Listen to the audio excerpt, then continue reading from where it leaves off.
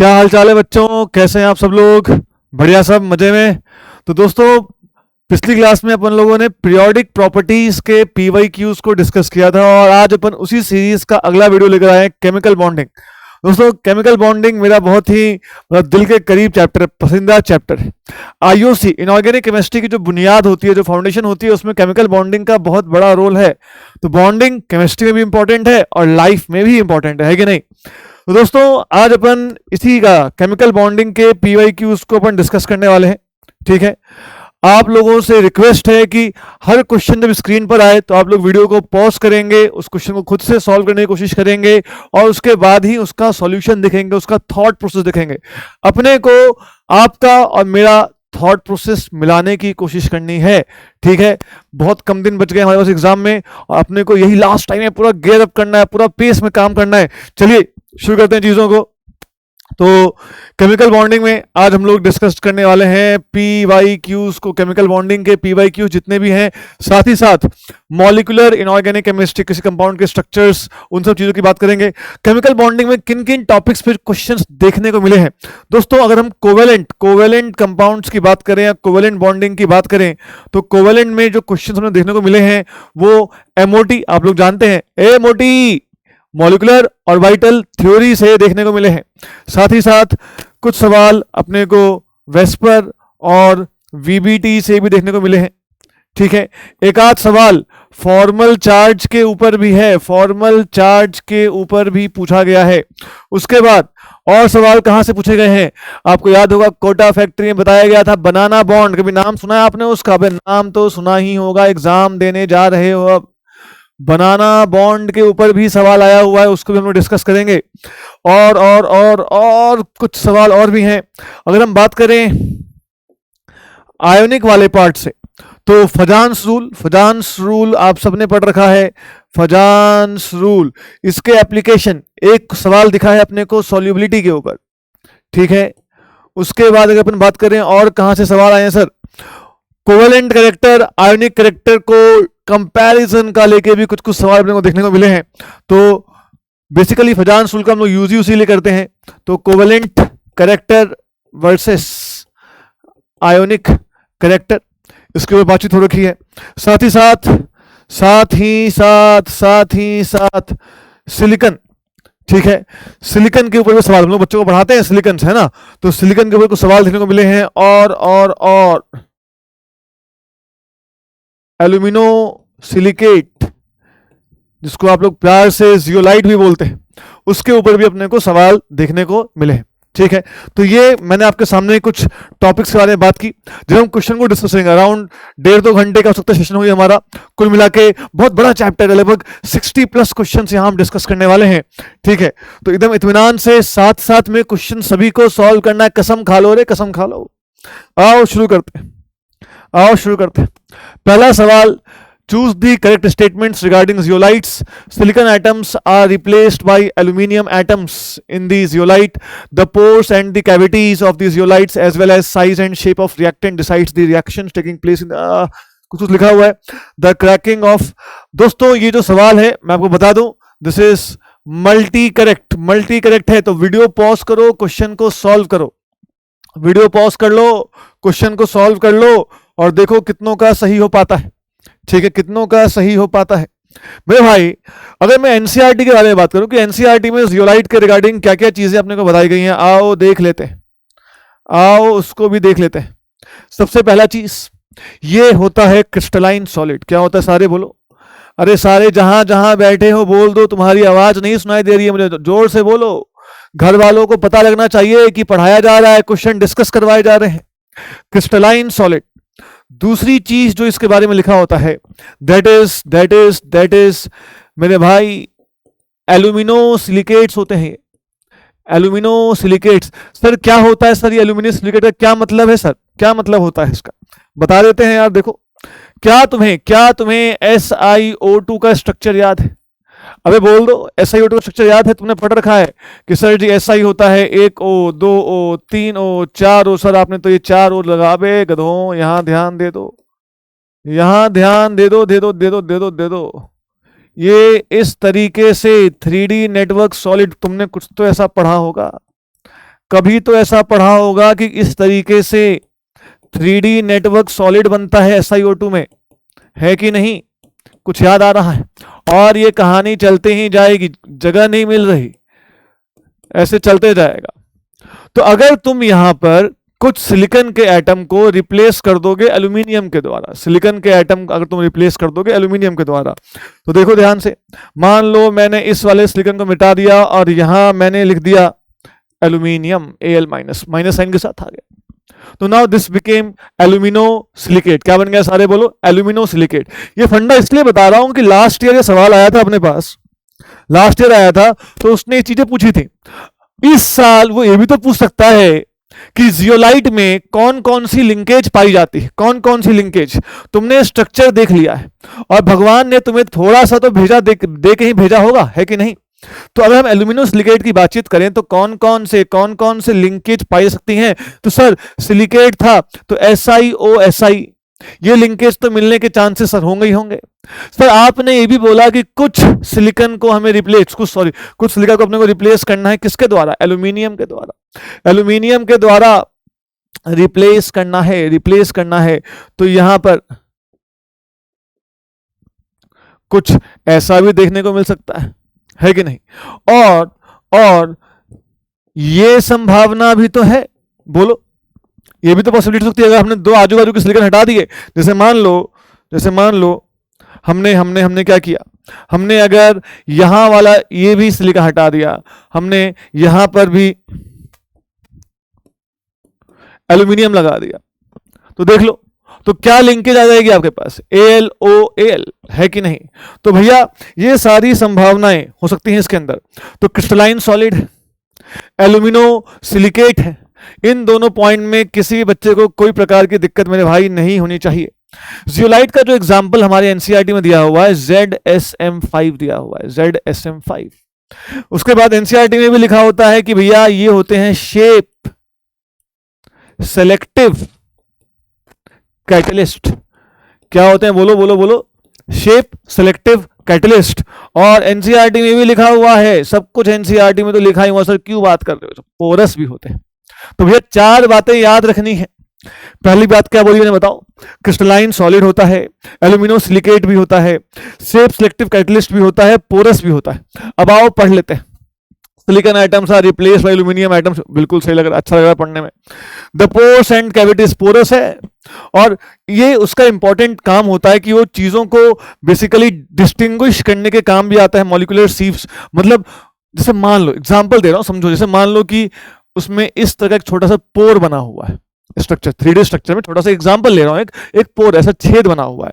अब तुम्हारे पास दो चीजें, एक चीज का शेप ऐसा है, एक चीज का शेप ऐसा है, तो इसके अंदर से कौन सी चीज पास हो पाएगी? तो सर ये पास हो जाएगा, ये पास नहीं होगा। इसका मतलब देखो, zeolite act as a molecular sheets and can separate the molecules of different sizes and structures, ये भी काम हो गया। उसके बाद ये तो बहुत ही वेल नोन यूज है जियोलाइट का कि क्रैकिंग ऑफ हाइड्रोकार्बन, बड़े बड़े जो हाइड्रोकार्बन, लॉन्ग चेन हाइड्रोकार्बन होते हैं, क्रैकिंग मतलब उसको तोड़ देना, वे क्रैक करवा दिया, तोड़ दिया। जैसे तुम लोग क्रैक बैठे हुए हो ना यहाँ पर, तो क्रैक करवा दिया, क्रैकिंग ऑफ हाइड्रोकार्बन, ठीक है, उसके लिए इसका यूज होता है जियोलाइट्स का। And the pores and cavities of the zeolites as well as size and shape reactant decides the reaction taking place in the zeolite, बिल्कुल सही बात है। उसके पोर्स कैसे हैं, उसका शेप कैसा है, साइज कैसा है, इन सब चीजों पे जियोलाइट की रिएक्टिविटी डिपेंड करती है। तो ये चारों बातें, जो चारों बातें सवाल में बोली गई है मेरे प्यारे बच्चों, वो चारों की चारों बातें सही हैं। चलो बढ़िया है, तुमने कुछ तो सीखा इसके बारे में। आओ चलें अगले सवाल की तरफ। अगला सवाल ये भी 2023 में आया था। देखिए ये सवाल जो है ये सॉल्युबिलिटी है, solubility of hydroxides of group 2। Generally अगर हम बातचीत करें हाइड्रोक्साइड्स ऑफ ग्रुप 2 जो होंगे वो आयनिक होंगे। और जब भी हम लोग, बेटा मैं एक चीज बता रहा हूं, जब भी सवाल सामने आए, देखो मैं हट गया, वीडियो को पॉज कर देना, वीडियो को पॉज करके सवाल को खुद से करने की कोशिश करना। ऐसा नहीं कि तुम बैठे हुए हो आराम से कि सर तो बताएंगे, फ्री का माल मिल रहा है या हमने पैसे दे रखे हैं, सर तो बताएंगे, उनका तो धर्म है बताना। नहीं बेटा, पहले सवाल खुद से बनाओ, खुद से अटेम्प्ट करो, उसके बाद ही, ठीक है। चलिए आते हैं, बात करते हैं। मेनली अगर हम बातचीत करें तो इनका जो नेचर होता है, ये आयोनिक कंपाउंड होते हैं। आयोनिक कंपाउंड की जब हम सॉल्युबिलिटी की चर्चा करते हैं, जब अपन आयोनिक कंपाउंड की सॉल्युबिलिटी की चर्चा करते हैं, तो दो बातें, दो चीजों का कंपैरिजन चलता है अपने पास। वो दो चीजें कौन सी हैं? हाइड्रेशन एनर्जी और मेरे प्यारे बच्चों लैटिस एनर्जी। उसको घुलने के लिए, सॉल्यूबल होने के लिए हाइड्रेशन एनर्जी ज़्यादा होनी चाहिए लैटिस एनर्जी से। इनफैक्ट इन दोनों के बीच का जो डिफरेंस होता है, जो जितना ज़्यादा हाइड्रोजन एनर्जी जितना ज़्यादा हो, लैटिस एनर्जी जितना कम हो, उससे जितना उनके बीच का फासला हो, डिफरेंस जितना ज़्यादा हो, उतनी ज़्यादा सॉल्युबिलिटी एक तरीके से हो जाती है। आइए देखते हैं। ओके, पहला ऑप्शन क्या लिखा है? The solubility increases because lattice energy increases as we go down the group. क्या लगता है भाई तुम्हें? क्या लगता है? लैटिस एनर्जी इंक्रीज होने से, लैटिस एनर्जी इंक्रीज होने से क्या कभी सॉल्युबिलिटी बढ़ सकती है? तो जिसने जिसने पहला ऑप्शन मारा था भाई साहब, तुमने किया है पाप। क्या किया तुमने? पाप है। पहला ऑप्शन तो मार देना, जिंदगी में नहीं मारना है। उसके बाद हम बात करें, the solubility increases because lattice energy decreases as we go down the group. ये सुनकर अच्छा लग रहा है यार। देखते हैं, लैटिस एनर्जी कम होगा तो ऑब्वियस सी बात है सॉल्युबिलिटी बढ़ेगी। तीसरा वाला पढ़ लेते हैं, the solubility decrease because atomic size increases. भैया एटॉमिक साइज की बातचीत नहीं करनी, मैंने बताया ना तुम्हें, हाइड्रेशन एनर्जी लैटिस एनर्जी की टर्म्स में सॉल्युबिलिटी को डिफाइन किया जाएगा। तो अगर तुम इसको भी मारती हो तो भैया ये भी पाप हो जाएगा, पाप पाप पाप पाप पाप। और डी ऑप्शन क्या लिखा है भैया? The solubility decrease. अब देखो, because lattice energy decreases as we go down the group. भैया सिंपल सी बात है, अगर लैटिस एनर्जी डिक्रीज हो रही है तो सॉल्युबिलिटी को तो इंक्रीज होना पड़ेगा। तो सोचो, ये ऑप्शन भी खत्म हो गया, इसको भी मारना पाप है। तीन तीन ऑप्शंस एकदम घटिया तुमने एलिमिनेट कर दिए, सिर्फ एक ही बचा। और वो कौन सा बचा? बी। बी मारेंगे, जीवन की खुशियां मनाएंगे। चलो चलते हैं अगले सवाल की तरफ। अगला सवाल सामने आया जाए, लाया जाए। ठीक है ठीक है ठीक है, कुछ तो एक अच्छा चित्र बना हुआ दिख रहा है। द करेक्ट स्टेटमेंट, मैं पढ़ लेता हूं तुम्हारे लिए। The correct statement regarding 3ei3 molecules where E is equal to phosphorus, arsenic, antimony is और आर। ठीक है, अगेन मल्टी करेक्ट हो सकता है क्योंकि इज और आर लिखा हुआ है।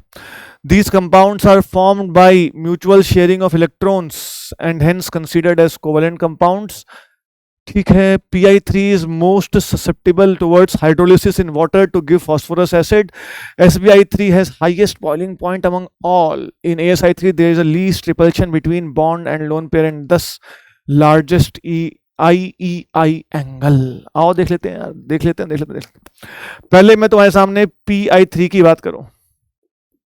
देखो, ये मैंने बना दिया Pi3। फिर तुम्हारे साथ में AsI3 की बात कर लेता हूं। AsI3 की बात कर लेते हैं, ये तुमने ये बना दिया। और फिर तुम्हारे साथ मैंने Sbi3 की बात कर लेते हैं, मैंने ये बना दिया तुम्हारे लिए Sbi3। अब मेरे प्यारे बच्चों ध्यान से, अगर तुमने बॉन्ड एंगल के बारे में पढ़ रखा है तो तुमने ऐसा तो पढ़ रखा होगा यार कि bond angle is directly proportional to electronegativity of central atom. इसका रीजन के साथ पढ़ाया जाता है, रटवा नहीं रहा हूं बे, रीजन के साथ नोट्स को रेफर करना, उसमें लिखा हुआ है ऐसा। तो bond angle is proportional to electronegativity of central atom and it is inversely proportional to electronegativity of surrounding atom. ठीक है, यहां पे अगर मैं इन तीनों की बात करूं, इन तीनों की मैं बात करूं तो इन तीनों में सराउंडिंग एटम तो सेम है। सराउंडिंग एटम तो तीनों में क्या है? सेम है। तो ऑब्वियस सी बात है कि ये वाला फैक्टर तो खत्म हो गया, तो हम किस फैक्टर से जवाब देंगे? पहला वाला। तो अगर मैं बात करूं फॉस्फोरस है, आर्सेनिक है, एंटीमनी है, तो टॉप टू बॉटम मूव करते हैं तो जानते हैं कि इलेक्ट्रोनेगेटिविटी घटेगी। और इलेक्ट्रोनेगेटिविटी अगर घट रही है तो ऑब्वियस सी बात है बॉन्ड एंगल भी घटेगा। तो सबसे कम अगर हम बात करें बॉन्ड एंगल किसका होना चाहिए था? Sbi3 का। और इसने क्या लिखा हुआ है? इसने क्या लिखा हुआ है कि इन AsI3 there is a least repulsion between bond pair and lone pair and thus is largest। ये तो एकदम फर्जी बात लग रही है, इसलिए इसको अगर हम मान लेते हैं, अगर हम यहाँ इसकी बातचीत करें तो इसको तो हटा देंगे, डी को हमने काट दिया। अब बचा ABC। ABC को चेक कर लेते हैं। The compounds are found by mutual sharing of electrons and hence considered as covalent compounds. ये बिल्कुल सही है यार। Pi3, AsI3, Sbi3, इन सब में इलेक्ट्रॉन की शेयरिंग के द्वारा बॉन्ड बनाए जा रहे हैं। और इलेक्ट्रॉन की शेयरिंग जब होती है तो आप लोग जानते हैं कौन सा बॉन्ड बोलते हैं रे? अरे कौन सा बोलते हैं? कोवेलेंट ही तो बोलते हैं, है कि नहीं? तो मेरे प्यारे बच्चों पहला वाला तो सही लग रहा है, पहला वाला तो सही लग रहा है। अगर हम दूसरे की बात करें, PiI3 is most susceptible towards hydrolysis in water to give phosphorus acid. बहुत सारे बच्चों ने इसका आंसर बी भी मारा था, लेकिन ऑफिशियल आंसर की फिर से धोखा दे जाती है, जानते हैं आप लोग। और ऑफिशियल आंसर की में सिर्फ एक ही आंसर दिया हुआ था, that is only A.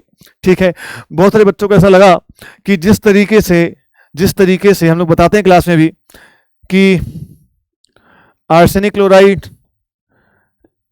SbCl3, इन सब की हाइड्रोलिसिस हम बातचीत करें तो इन सब की हाइड्रोलिसिस आप सबने पढ़ रखा होगा कि इनकम्प्लीट जैसी कुछ कुछ कहानी याद आ रही है आप लोगों को, इनकम्प्लीट जैसी कुछ कुछ तो इनकी हाइड्रोलिसिस होती है।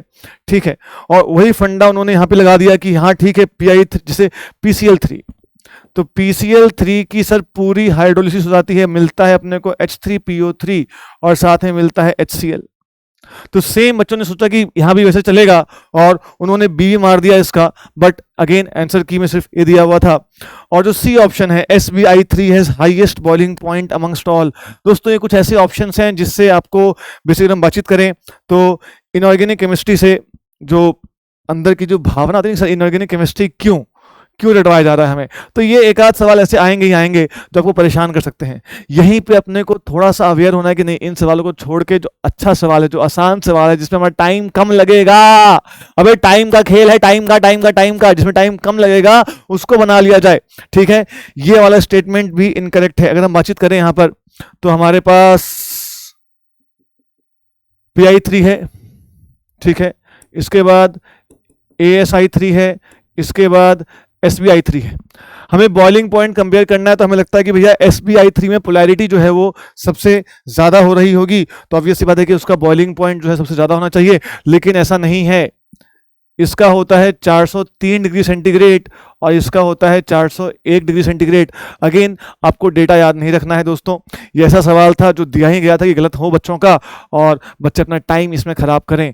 टाइम का सारा खेल है, टाइम बचा के अपने को काम करने के बारे में सोचना है। ठीक है, चलिए चलते हैं। अरे घबराओ नहीं, अच्छे अच्छे सवाल भी हैं, ठीक है, टेंशन नहीं लेना है। एक आध सवाल तो ऐसा आएगा ही ना भाई, बाउंसर बॉल तो आनी ही आनी है और बाउंसर बॉल को पहचान के छोड़ना ये कला है, कला तो यही है। चलो चलते हैं अगले सवाल की तरफ। अगला सवाल भैया हलवा सा सवाल है यार। Hybridisation of sulphur in CH3SH molecule is, आओ बना ले इसकी तस्वीर। भाई साहब निहायत हलवा सवाल 2022 के NSEC से आप लोगों की स्क्रीन पर, निहायत हलवा सवाल। ठीक है, निहायत हलवा है ये, हलवा है कि नहीं। तो हमें इसमें सल्फर का उसने अपने से हाइब्रिडाइजेशन पूछा, सल्फर का हाइब्रिडेशन में पूछा है उसने। मेरे प्यारे बच्चों सल्फर की अगर अपन बातचीत करें तो सिंपल सी बात है, आप देख सकते हैं कि 2 सिग्मा बॉन्ड हैं सर, 2 लोन पेयर हैं सर, टोटल हो गए 4 मतलब क्या हो जाएगा भैया sp3। बस इतना ही तो करना था। तो भैया इस वाले का जो अपना जवाब आ जाएगा, आप लोगों को आंसर साफ साफ दिख भी रहा होगा, सी मारेंगे और जीवन की खुशियां मना लेंगे। चलो चले अगले सवाल की तरफ।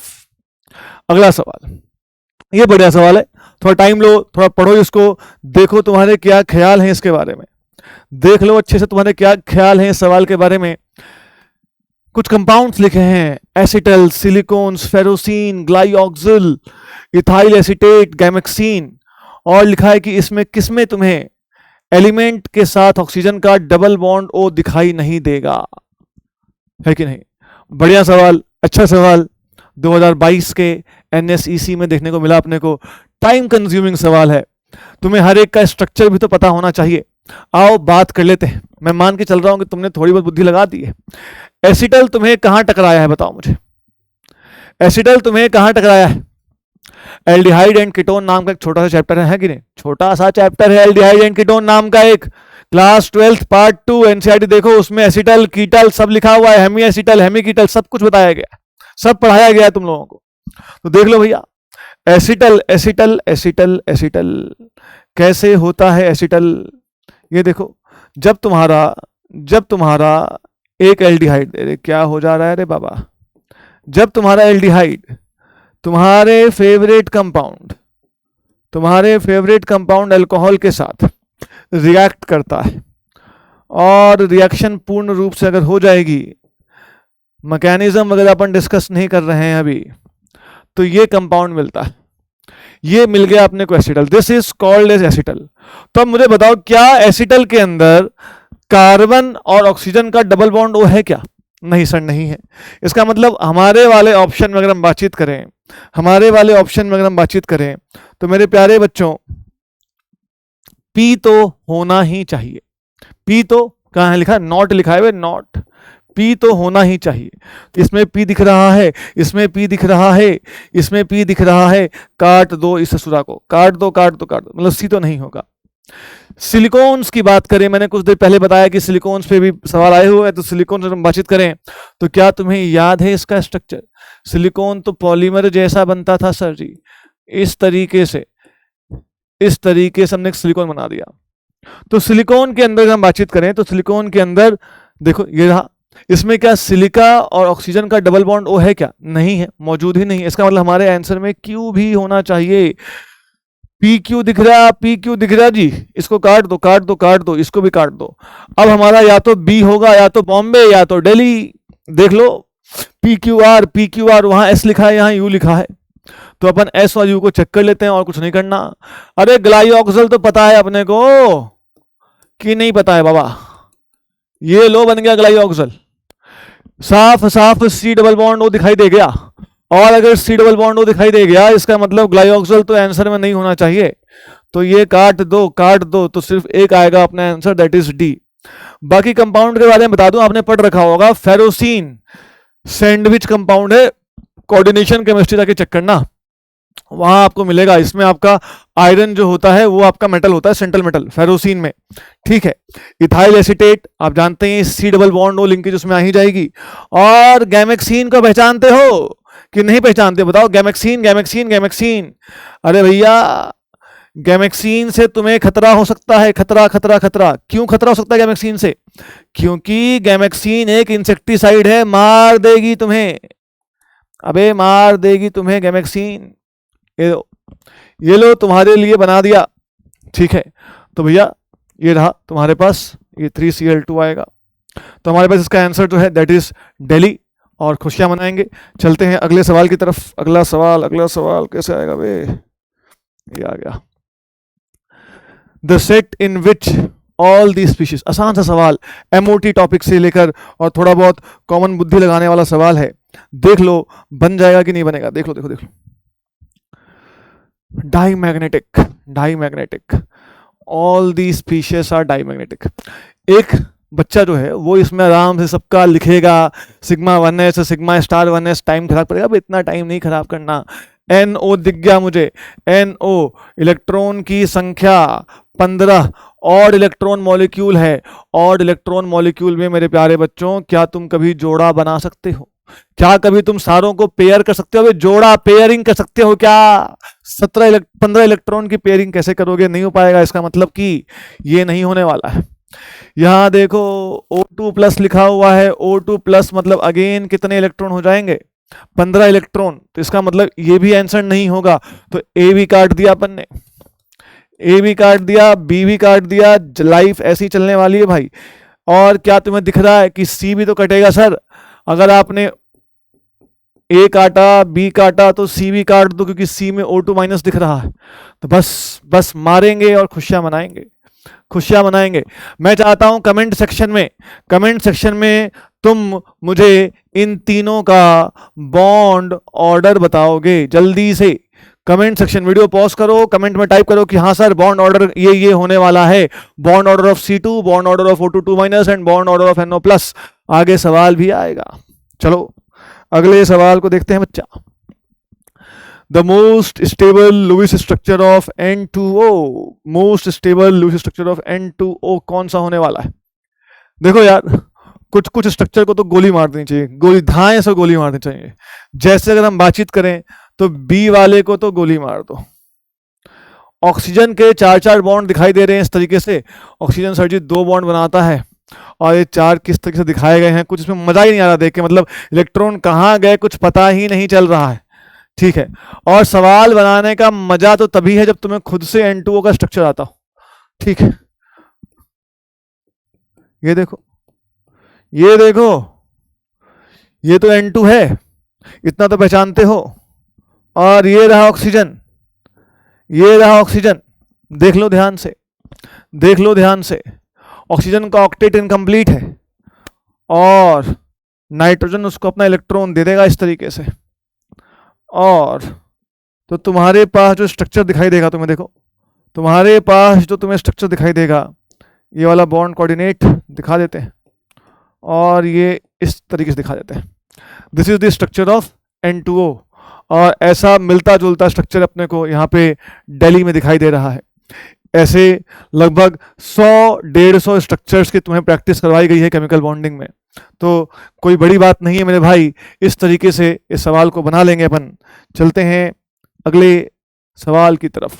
अरे एक छूट गया, जो छूट रहा है वो तो तुम खुद से ही कर सकते हो ना बे, बोलो हाँ। Which among the following is non linear, इनमें से कौन सा तुम्हारी तरह टेढ़ा है, ये पूछा जा रहा है। टेढ़ा कौन सा है, जो लीनियर नहीं है वो कौन सा है? आओ देख लेते हैं। पहला है विच अमंग दी फॉलोइंग, पहला है, इस आयन का नाम जानते हैं आप लोग, अजाइड आयन है। ये बनता कैसे है? तो सर जी इसका पेरेंट एसिड होता है हाइड्राजोइक एसिड, नाम तो सुना होगा, अबे नाम तो सुना होगा तुम लोगों ने हाइड्राजोइक एसिड का। अब अजाइड आयन, हाइड्राजोइक एसिड अपना H+ निकाल देगा, तो H+ निकालते ही कौन सा आयन बन जाएगा? Azide ion.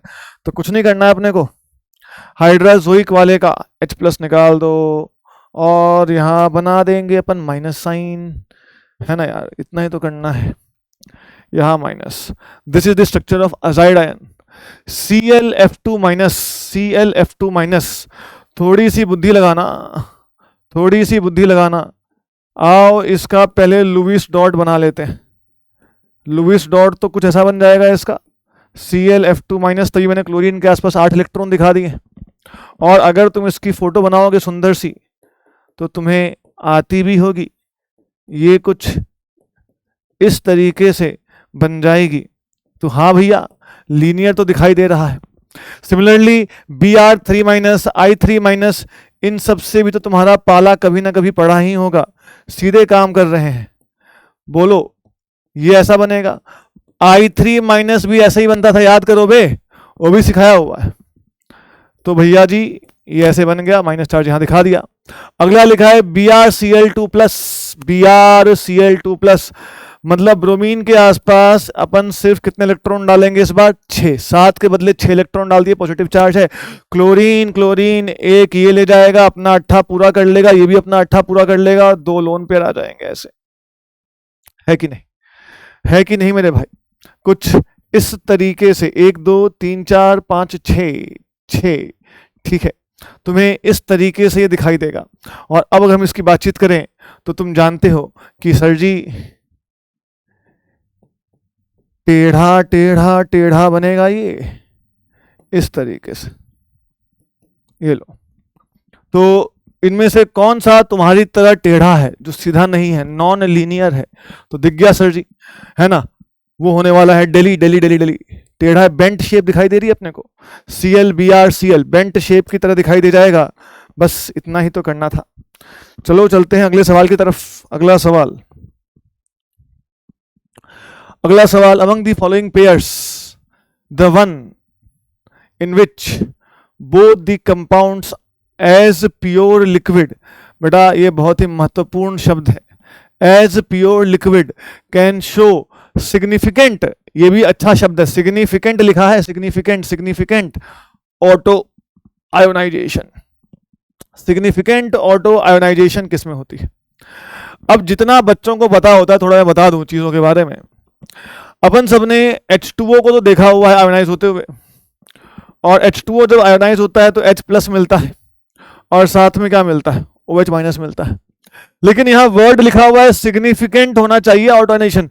तो क्या मुझे बताओ, प्योर लिक्विड फॉर्म में सिग्निफिकेंट ऑटो आयोनाइजेशन होती है क्या? अरे बचपन से पढ़ते आ रहे हो, बचपन से। Pure water is a bad conductor of electricity, है कि नहीं? एक्सपेरिमेंट कभी करना नहीं वैसे तो ये वाला, लेकिन पढ़ते तो आ रहे हो, ऐसा कि नहीं पढ़ते आ रहे हो? अगर ऐसा पढ़ते हुए आ रहे हो मेरे प्यारे बच्चों, तो तुम जानते हो चीजों को कि भैया सर ये आयोनाइज करता तो है, इसका KW कितना होता है यार? 10⁻⁻14। H+ का कंसंट्रेशन कितना होता है? 10⁻�7। क्या है वो? कुछ भी नहीं है। अरे कुछ भी नहीं है। तो सिग्निफिकेंट के नाम पे ये तो फैल गया। BrF3 को सर जी हमने तो कई बार देखा, हमारे टीचर ने पढ़ाया भी है कि सर BrF3 तो करता है। मैं पूछा कैसे करता है, तो बोलता है बच्चा सर ऐसे करता है BrF2+, और सर जी BrF4-। मैंने कहा देख के तो बढ़िया लग रहा है यार, अच्छी चीज है, बढ़िया काम कर दिया है। तो फिर मैं पूछता हूँ कभी देखा ICl3 को? बोलता ना जी ना जी। तो ICl3 का कहीं मिलता ही नहीं भाई कि वो भी ऑटो आयनाइज करता है। अगले वाले ऑप्शन पे आ जाओ, PF5 PCl5। बच्चा खुश होकर बोलता है सर ये तो पक्का आंसर है, सर ये तो पक्का आंसर है। मैं पूछा कैसे भाई? सर जी PCl5 को हमने देखा हुआ है, PCl4 पॉजिटिव, PCl6 नेगेटिव, और सर PCl5 के जैसा ही PF5 भी करवा दो सर। अरे प्यारे बच्चों, PCl5 का ये जो तुम लोग आयोनिक वाला बनाते हो ना, ये इसके सॉलिड में होता है, सॉलिड में। यहां क्या लिखा हुआ है? Pure liquid. क्या लिखा है? Pure liquid. क्वेश्चन की बातों को पकड़ो, फंसाना चाह रहा है तुम्हें। और सब मिला जुला के अगर तुम पहुंच गए कि HF hydrofluoric acid, hydrochloric acid दोनों को लिक्विड फॉर्म में ले लोगे, आयोनाइज तो होंगे ही होंगे, आयोनाइज तो होंगे ही होंगे। टूट जाएगा यार, एसिड है, धर्म है उसका H+ देना। HF टूटेगा H+F- में, HCl टूटेगा H+Cl- में। ऑटो आयोनाइजेशन तो होनी ही होनी है। कोई दिक्कत इसमें किसी को? तो इसका जवाब भी दिल्ली हो जाएगा। दिल्ली दिल्ली दिल्ली दिल्ली मारेंगे, जीवन की खुशियां मनाएंगे। चलो चलते हैं अगले सवाल पे। अगला सवाल दिखाओ जी, फटाफट जल्दी जल्दी करो। अगला सवाल क्या है हमारे पास? In which of the following all the bond lengths are not same? IF4+। अच्छा जी, IBF4 ये क्या होता है? नहीं, गलत लिखा हुआ है दोस्तों ये। This should be BF4-1, BF4- SF4 TeCl4। देखो यार, सुनना ध्यान से, all bond lengths are not same. Generally जब ये सवाल आता है तो तुम्हारे दिमाग में आना चाहिए कि जिसकी ज्योमेट्री, जिसके कुछ बॉन्ड इक्वेटोरियल प्लेन में हो और कुछ बॉन्ड एक्सियल प्लेन में हो। इसका मतलब मैं किस ज्योमेट्री की बात कर रहा हूं, क्या तुम्हें उसका नाम याद आ रहा है? अरे किस ज्योमेट्री की बात कर रहा हूं? वीडियो पॉज करो, कमेंट में जल्दी मुझे बताओ कि मैं किस ज्योमेट्री की बात कर रहा हूं। मैं बात कर रहा हूं ट्राइगोनल बाइपिरामिडल। किसकी बात कर रहा हूं? बोल दो। ट्राइगोनल बाइपिरामिडल ज्योमेट्री की, जिसमें इक्वेटोरियल बॉन्ड्स होते हैं, एक्सियल बॉन्ड्स होते हैं, और दोनों का बॉन्ड लेंथ अलग अलग होता है। तुमने पढ़ा होगा PCl5 वाला केस, कुछ याद आ रहा है ऐसा? पढ़े हो नहीं पढ़े हो PCl5 वाला केस कि सर एक्सियल वाले लंबे होते हैं सर, इक्वेटोरियल वाले छोटे होते हैं सर, उसमें बॉन्ड लेंथ अनइक्वल आती है। तो जब भी अगर तुम इक्वेटोरियल और एक्सियल पे, इक्वेटोरियल और एक्सियल पे अगर तुम बॉन्ड्स की प्लेसमेंट करोगे तो उनकी बॉन्ड लेंथ सेम नहीं होगी। तो एक इस कंसेप्ट को ध्यान रखना, ये सवाल तुम्हें उसी तरफ लेके जाना चाहता है। पहला है IF4 positive. IF4 positive structure बना लो इसका, आओ देख लेते हैं। तो सर जी IF4 पॉजिटिव कैसे बनेगा देखते हैं। इसमें अगर हम बातचीत करें तो तुम्हारे पास 2 लोन पेयर आ जाएंगे, 2 लोन पेयर आ जाएंगे, है कि नहीं? 1 लोन पेयर आएगा और 4 सिग्मा बॉन्ड आ जाएंगे। तो फोटो तो इसकी ऐसे बन जाएगी, IF4 पॉजिटिव। देख लो, एक्सियल बॉन्ड भी आ गए, इक्वेटोरियल बॉन्ड भी आ गए। तो ऑब्वियस सी बात है कि एक्सियल वाला IF बॉन्ड लेंथ और इक्वेटोरियल वाला IF बॉन्ड लेंथ दोनों सेम नहीं होने वाला है। मतलब कि अपने आंसर में 1 तो होना चाहिए। 1 अगर होना चाहिए तो भैया अपन बी ऑप्शन को उड़ा देंगे, बी ऑप्शन को उड़ा देंगे। 1 2 4 1 3 4 1 2 3 भाई सारी चेक करवा देगा ये तो यार। अगला लिखा हुआ है BF4-। BF4- मेरे प्यारे गधों, तुम लोग जानते हो, तुम लोग तो जानते हो कि ऐसे बनता है। टेट्राहेड्रल ज्योमेट्री है, चारों के चारों, हाँ जी, चारों के चारों BF बॉन्ड जो है वो सबके सब सेम है, चारों के चारों सेम है। इसका मतलब हमारे आंसर में 2 तो नहीं होना चाहिए। 2 अगर नहीं होना चाहिए तो ये भी उड़ गया। और अरे भैया मुबारक हो जाओ, आपको आंसर हुआ है। क्या हुआ है? आपको आंसर हुआ है, मुबारक हो। आंसर C हो जाएगा। SF4, ये तो बहुत कॉमन सा है, तुम्हारी तसल्ली के लिए, सिर्फ तुम्हारी तसल्ली के लिए C100 बना देता हूं। सेम TeCl4 का ही बना लेना यार, आंसर तो आ गया इस तरीके से, कोई दिक्कत वाली बात नहीं होनी चाहिए। अगला देखो क्या लिखा है, which of the following is not paramagnetic. मतलब अपने को डाईमैग्नेटिक खोजना है जिसमें तुम्हें अपनापन दिखाई ना दे, जिसमें जोड़ा बना हुआ है। डाईमैग्नेटिक देख लेते हैं। आओ चेक कर ले। पहले तो इसको काट ही दो, ये खच खच खच काट दिया इसको। ऑड इलेक्ट्रॉन मॉलिक्यूल है रे, odd electron molecule. Odd electron molecule में तो ऑब्वियस सी बात है कि वो तो पैरामैग्नेटिक ही होगा। यहां देखो 10 इलेक्ट्रॉन हो चुके हैं इसके, और 10 इलेक्ट्रॉन मतलब इसने अपना काम कर लिया। अब इसकी इलेक्ट्रॉनिक कन्फिग्रेशन नियॉन जैसी हो जाएगी, है ना। तो इसका मतलब ये तो पैरामैग्नेटिक नहीं होगा। N2 माइनस 9 इलेक्ट्रॉन होंगे इसके अंदर। अगेन ऑड इलेक्ट्रॉन है तो पेयरिंग तो नहीं हो पाएगी। तुम इसका इलेक्ट्रॉनिक कन्फिग्रेशन फ्लोरीन जैसे लिख भी सकते हो। और इसमें तुम्हारे पास 18 इलेक्ट्रॉन हो जाएंगे, इसका इलेक्ट्रॉनिक कन्फिग्रेशन आर्गन जैसा हो जाएगा। All the electrons will be paired up, so answer will B A and C, A and C। ठीक है, आसान सवाल था यार। अगला देख लेते हैं क्या है, यही है ना अगला। ठीक है, which of the following has the shortest bond. बनाओ सवाल को यार, थोड़ा पानी पी लूं मैं, है ना, पानी पीते रहना चाहिए।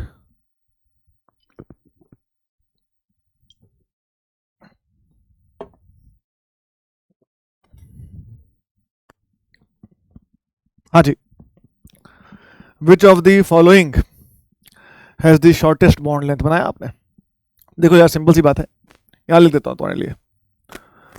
बॉन्ड ऑर्डर अगर ज्यादा होगा तो बॉन्ड की स्ट्रेंथ भी ज्यादा होगी, है कि नहीं। ठीक, मान के चल रहा हूं कि बॉन्ड ऑर्डर तुम्हें पता है एटलीस्ट क्या होता है, गधों की तरह नहीं बैठना है यहां पे। तो बॉन्ड ऑर्डर ज्यादा होगा तो बॉन्ड की स्ट्रेंथ ज्यादा होगी। बॉन्ड की स्ट्रेंथ ज्यादा है तो बॉन्ड तोड़ने में ताकत भी तो ज्यादा लगेगी। स्ट्रेंथ ज्यादा है तो तोड़ना है तो उसको बोलते हैं बॉन्ड डिसोसिएशन एनर्जी। क्या बोलते हैं रे, तो या तो बॉन्ड डिसोसिएशन एनर्जी बोल दो, या कभी कभार हल्के फुल्के में इसको बॉन्ड एनर्जी बोल दो, ये भी ज्यादा होगी। तो बॉन्ड डिसोसिएशन एनर्जी या बॉन्ड एनर्जी ज्यादा होगी। और इसके बाद अगर हम बॉन्ड लेंथ की बात करें, बॉन्ड लेंथ की बात करें तो बॉन्ड लेंथ सर जी छोटी हो जाएगी। बॉन्ड लेंथ छोटी हो जाएगी तभी तो इसका नजदीकियां ज्यादा है ना यार, नजदीकियां ज्यादा है तभी तो बॉन्ड की स्ट्रेंथ भी ज्यादा है। तो सिंपल सी बात है, बॉन्ड लेंथ छोटी हो जाएगी। इस फंडे को मेरे प्यारे बच्चों एकदम इसका टैटू बनवा लेंगे, टैटू। क्या बनवा लेंगे इसका, टैटू बनवा लेंगे। अब पहले इन सबका बॉन्ड लेंथ निकालने के लिए, कंपेयर करने के लिए इनका बॉन्ड ऑर्डर निकालना पड़ेगा। क्या निकालना पड़ेगा, बॉन्ड ऑर्डर। तो एक बच्चा तो पूरा मेहनत से करेगा इसको, मैं अभी मेहनत करने के मूड में नहीं हूं। मैं थोड़ा, अरे हम लोग आईआईटीएन है ना भाई, तो थोड़ा फास्टली काम करेंगे, थोड़ा जल्दी सोचेंगे कि अगर हमें इसको सोचना है, यहाँ O2 लिखा हुआ है, यहाँ O2 माइनस लिखा हुआ है, यहाँ O2 प्लस लिखा हुआ है, यहाँ O2 2 माइनस लिखा हुआ है। एनसीईआरटी में साफ साफ एक लाइन लिखी हुई है। क्या लाइन लिखी तुम जानते हो, एनसीईआरटी में लिखा हुआ है आइसो इलेक्ट्रॉनिक स्पीशीज। बोलो एक बार, अरे जहां जहां बैठे हो वीडियो को सुनते हुए बोलो इस चीज को, iso electronic species have same bond order. ठीक है, बोलो इसको, iso electronic species have same bond order. ये लाइन एमओटी वाले टॉपिक में चेक करना, लिखी हुई दिखाई देगी तुम्हें एनसीईआरटी में। अब उस फंडे को यहां लगाते हैं, लगाने से पहले कुछ बेसिक सी बातें कर लेते हैं। देखो ध्यान से, N2 इलेक्ट्रॉन की संख्या 14, इसका बॉन्ड ऑर्डर होता है 3। ठीक, N और N में 3 बॉन्ड होते हैं ना यार, बॉन्ड ऑर्डर मतलब number of bonds between 2 atoms. O2 16 electron, इसका बॉन्ड ऑर्डर आप लोग जानते हैं, बना देता हूं। बे तुम लोग गधे हो बे, गधे गधे। देखो बॉन्ड ऑर्डर 2 दिखाई दिया। इसी प्रकार से अगर मैं F2 की बात करूं, F2 में इलेक्ट्रॉन की संख्या 18, बॉन्ड ऑर्डर होता है 1। F और F में F और F में सिंगल बॉन्ड, इस तरीके से बनेगा। अब मान लो तुम्हारे पास कोई 15 इलेक्ट्रॉन वाला आ गया, तो इसका कितना हो जाएगा, 2.5। तुम्हारे पास 16 में 2 है, 18 में 1 है, तो 17 में कितना हो जाएगा, तो 17 इलेक्ट्रॉन वाला आ गया तो 1.5। बस बस बस बस बस हमारा काम हो चुका है। अब देखो ध्यान से, यहाँ पे O2 लिखा हुआ है यहाँ, तो सर जी O2 में 16 electron, bond order 2। O2 minus 17 electron, bond order 1.5, क्योंकि आइसो इलेक्ट्रॉनिक स्पीशीज का बॉन्ड ऑर्डर सेम होता है। O2 प्लस 15 इलेक्ट्रॉन, और 15 इलेक्ट्रॉन माने bond order 2.5, O2 2 minus, O2 2 minus 18 electron, तो बॉन्ड ऑर्डर 1। ठीक है, तुम लोग इसका इलेक्ट्रॉनिक कन्फिगरेशन लिख के भी चेक कर लेना, तसल्ली मिल जाएगी तुम्हें, तसल्ली है ना। कीड़ा होता है ना, कीड़ा इंसान के अंदर कि सर कैसे कैसे कैसे, तसल्ली मिल जाएगी, लिख के देख लेना, कोई दिक्कत की बात नहीं है। तो अब देखो मेरे प्यारे बच्चों, सबसे ज्यादा बॉन्ड ऑर्डर आया भाई इसका, और इसका अगर बॉन्ड ऑर्डर सबसे ज्यादा आया है, इसका मतलब ये निकल कर आता है कि इसकी बॉन्ड लेंथ सबसे कम हो जाएगी। स्मॉलेस्ट पूछा था ना, हाँ भाई, तो इसका आंसर सी हो जाएगा। ठीक है, तो भैया इसमें कोई दिक्कत नहीं होनी चाहिए। चलो चलते हैं अगले सवाल की तरफ। अगला सवाल, विच of the following represents the correct order of dipole moment. Dipole moment का इनमें से किसमें सही ऑर्डर दिखाई दे रहा है। देखो, एक तो NH3 और NF3 का तो अपन पढ़ाते हैं क्लास में, है ना। NH3 NF3 है ना। आओ देख लो भाई, इसका तो ऐसे होगा, N और H में ज्यादा इलेक्ट्रोनेगेटिव N है तो वही खींचेगा, नेट डाइपोल मोमेंट सारे ऐड हो जाएंगे, सारे क्या हो गए, ऐड हो गए। यहां देखो लोन पेयर का तो ये रहा, लेकिन N और F में ज्यादा इलेक्ट्रोनेगेटिव कौन है, अरे फ्लोरीन, कल बताया था ना पिछली क्लास में, फोन कॉल फ्लोरीन है ना, तो कौन खींचेगा, फ्लोरीन को खिंचवा दो खिंचवा दो खिंचवा दो खिंचवा दो। तो सर जी एक ऊपर की तरफ है, 3 नीचे की तरफ है, अल्टीमेटली सब्ट्रैक्ट हो रहा है, क्या हो रहे हैं, सब्ट्रैक्ट हो रहे हैं। यहाँ सारे के सारे क्या हो रहे हैं, देखो यहाँ तो सबके सब क्या हो रहे थे, ऐड हो रहे थे। इसीलिए अगर तुम डाइपोल मोमेंट कंपेयर करोगे NH3 का और NF3 का, तो NH3 का डाइपोल मोमेंट जो है वो ज्यादा हो जाएगा, है कि नहीं, इतनी सी बात है। अच्छा कहीं मान लो सवाल अगर बॉन्ड एंगल का आ जाए, किसका सवाल आता है, बॉन्ड एंगल, कौन सा बॉन्ड की बात हो रही है दोस्तों यहाँ पर, बॉन्ड एंगल HNH, ये वाला बॉन्ड एंगल, और इसमें कौन सा बॉन्ड एंगल बनेगा मेरे प्यारे बच्चों, NFN। तो कौन सा बॉन्ड एंगल ज्यादा होगा, अभी तो कुछ देर पहले बताया था कि bond angle is directly proportional to electronegativity of central atom. दोनों में सेंट्रल एटम तो सेम है ना यार, इसमें भी N है उसमें भी N है। और दूसरा क्या सिखाया था, it is inversely proportional to क्या, इलेक्ट्रोनेगेटिविटी ऑफ सराउंडिंग एटम। तो भैया इसमें सराउंडिंग एटम फ्लोरीन है, इसकी इलेक्ट्रोनेगेटिविटी ज्यादा है तो इसका बॉन्ड एंगल कम हो जाएगा, तो बॉन्ड एंगल में भी कौन जीत जाएगा, NH3। NH3 का बॉन्ड एंगल 107 के आसपास होता है, और NF3 का बॉन्ड एंगल शायद 103 या 101 के आसपास होता है। ठीक है, तो ये आपके पास हो गया।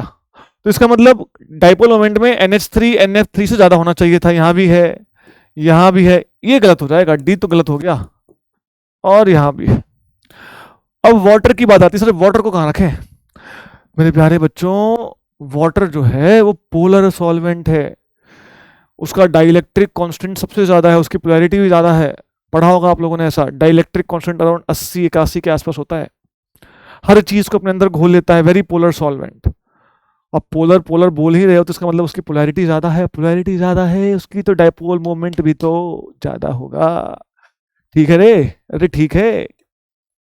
वाटर, चित्र बनाओगे, चित्र, अगर तुम्हें चित्र बनाना है, चित्र बनाना है, ऐसे नहीं बनाएंगे, मजा नहीं आ रहा यार, ये रहा चित्र इसका, ठीक है, तो यहां पर जुड़ जाती हैं चीजें, और वाटर जो है इसका पोलर नेचर काफी अच्छा खासा देखने को मिलता है। चलिए अगले सवाल की तरफ चलते हैं। In the Lewis structure of ozone, ozone, ये तो एनसीईआरटी में चित्र बना हुआ है, एनसीईआरटी पढ़ लेते ना जीवन में, तो 2017 में अगर तुम एनएसईसी लिख रहे होते है ना 5th क्लास में पढ़ते हुए, तो मजा ही आ जाता भाई।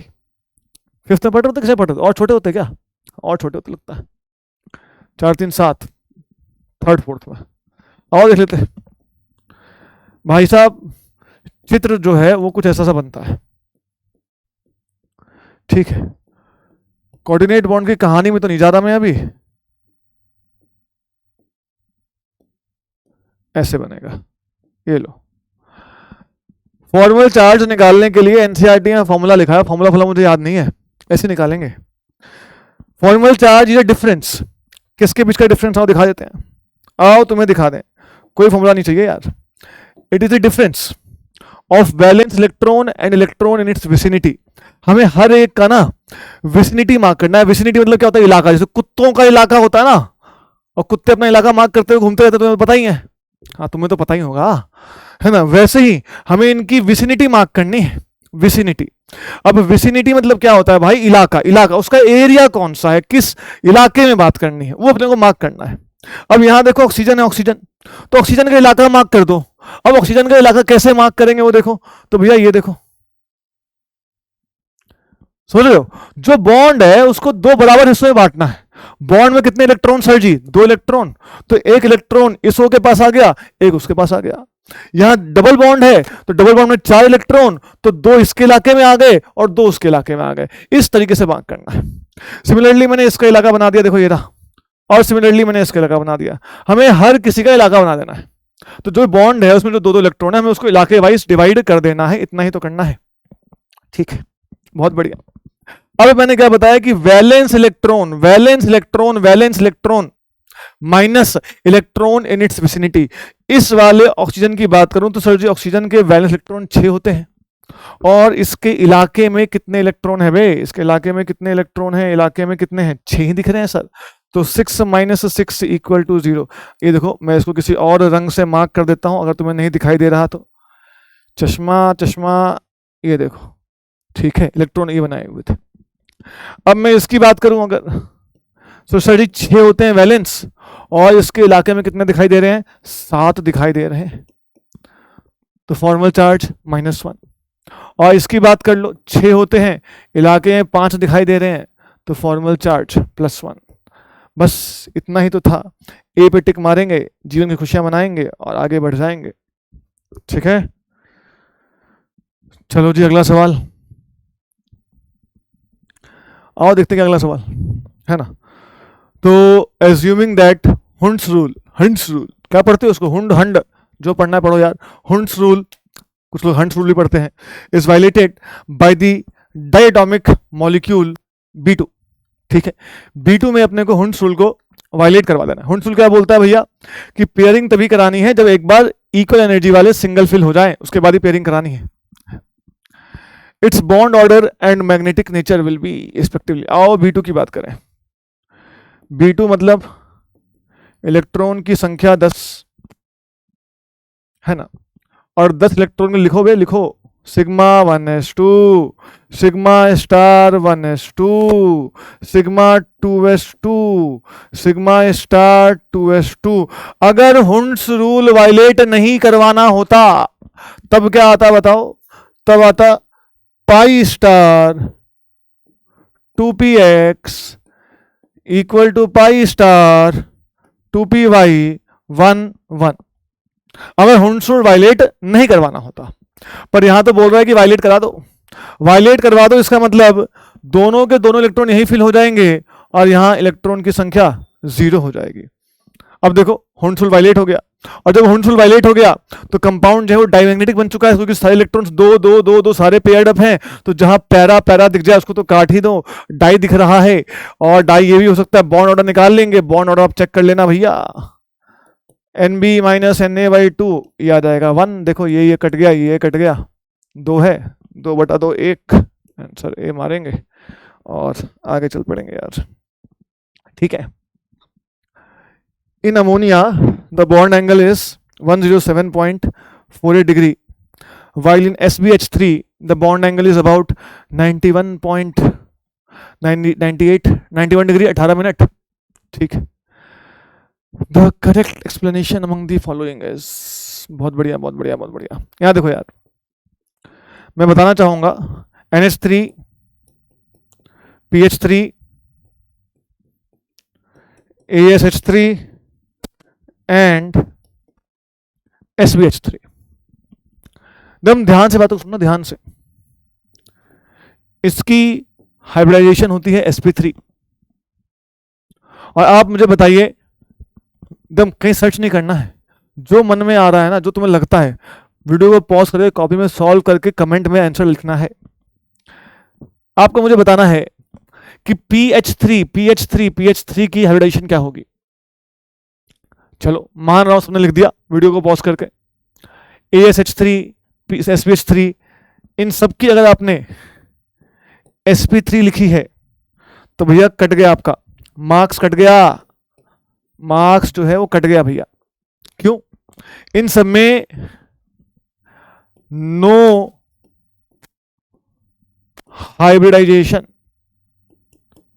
और अपनी कॉपी, अपने नोट्स को रेफर करिएगा, ड्रैगोस बाबा की देन है ये सब, ठीक है। प्योर ऑर्बिटल्स पार्टिसिपेट करते हैं इन सब में, और इसी कारण से इन सब में जो बॉन्ड एंगल होता है वो नियरली 90 डिग्री का होता है, प्योर ऑर्बिटल्स की बॉन्ड में पार्टिसिपेशन करने के कारण, ठीक है। तो मैंने पूरी कहानी बता दी है। अभी भी अगर तुम आंसर नहीं ढूंढ पा रहे हो तो तुम्हें भैया चुल्लू भर पानी में नाक तो डुबा लेनी चाहिए, है कि नहीं? ये क्या हो गया यार? अरे ठीक ठीक, तो इसका आंसर अपना ये हो जाएगा। चलते हैं अगले सवाल की तरफ। विच of the following compound contain 3 centre 2 electron bond? आओ इसकी भी थोड़ी चर्चा कर ले।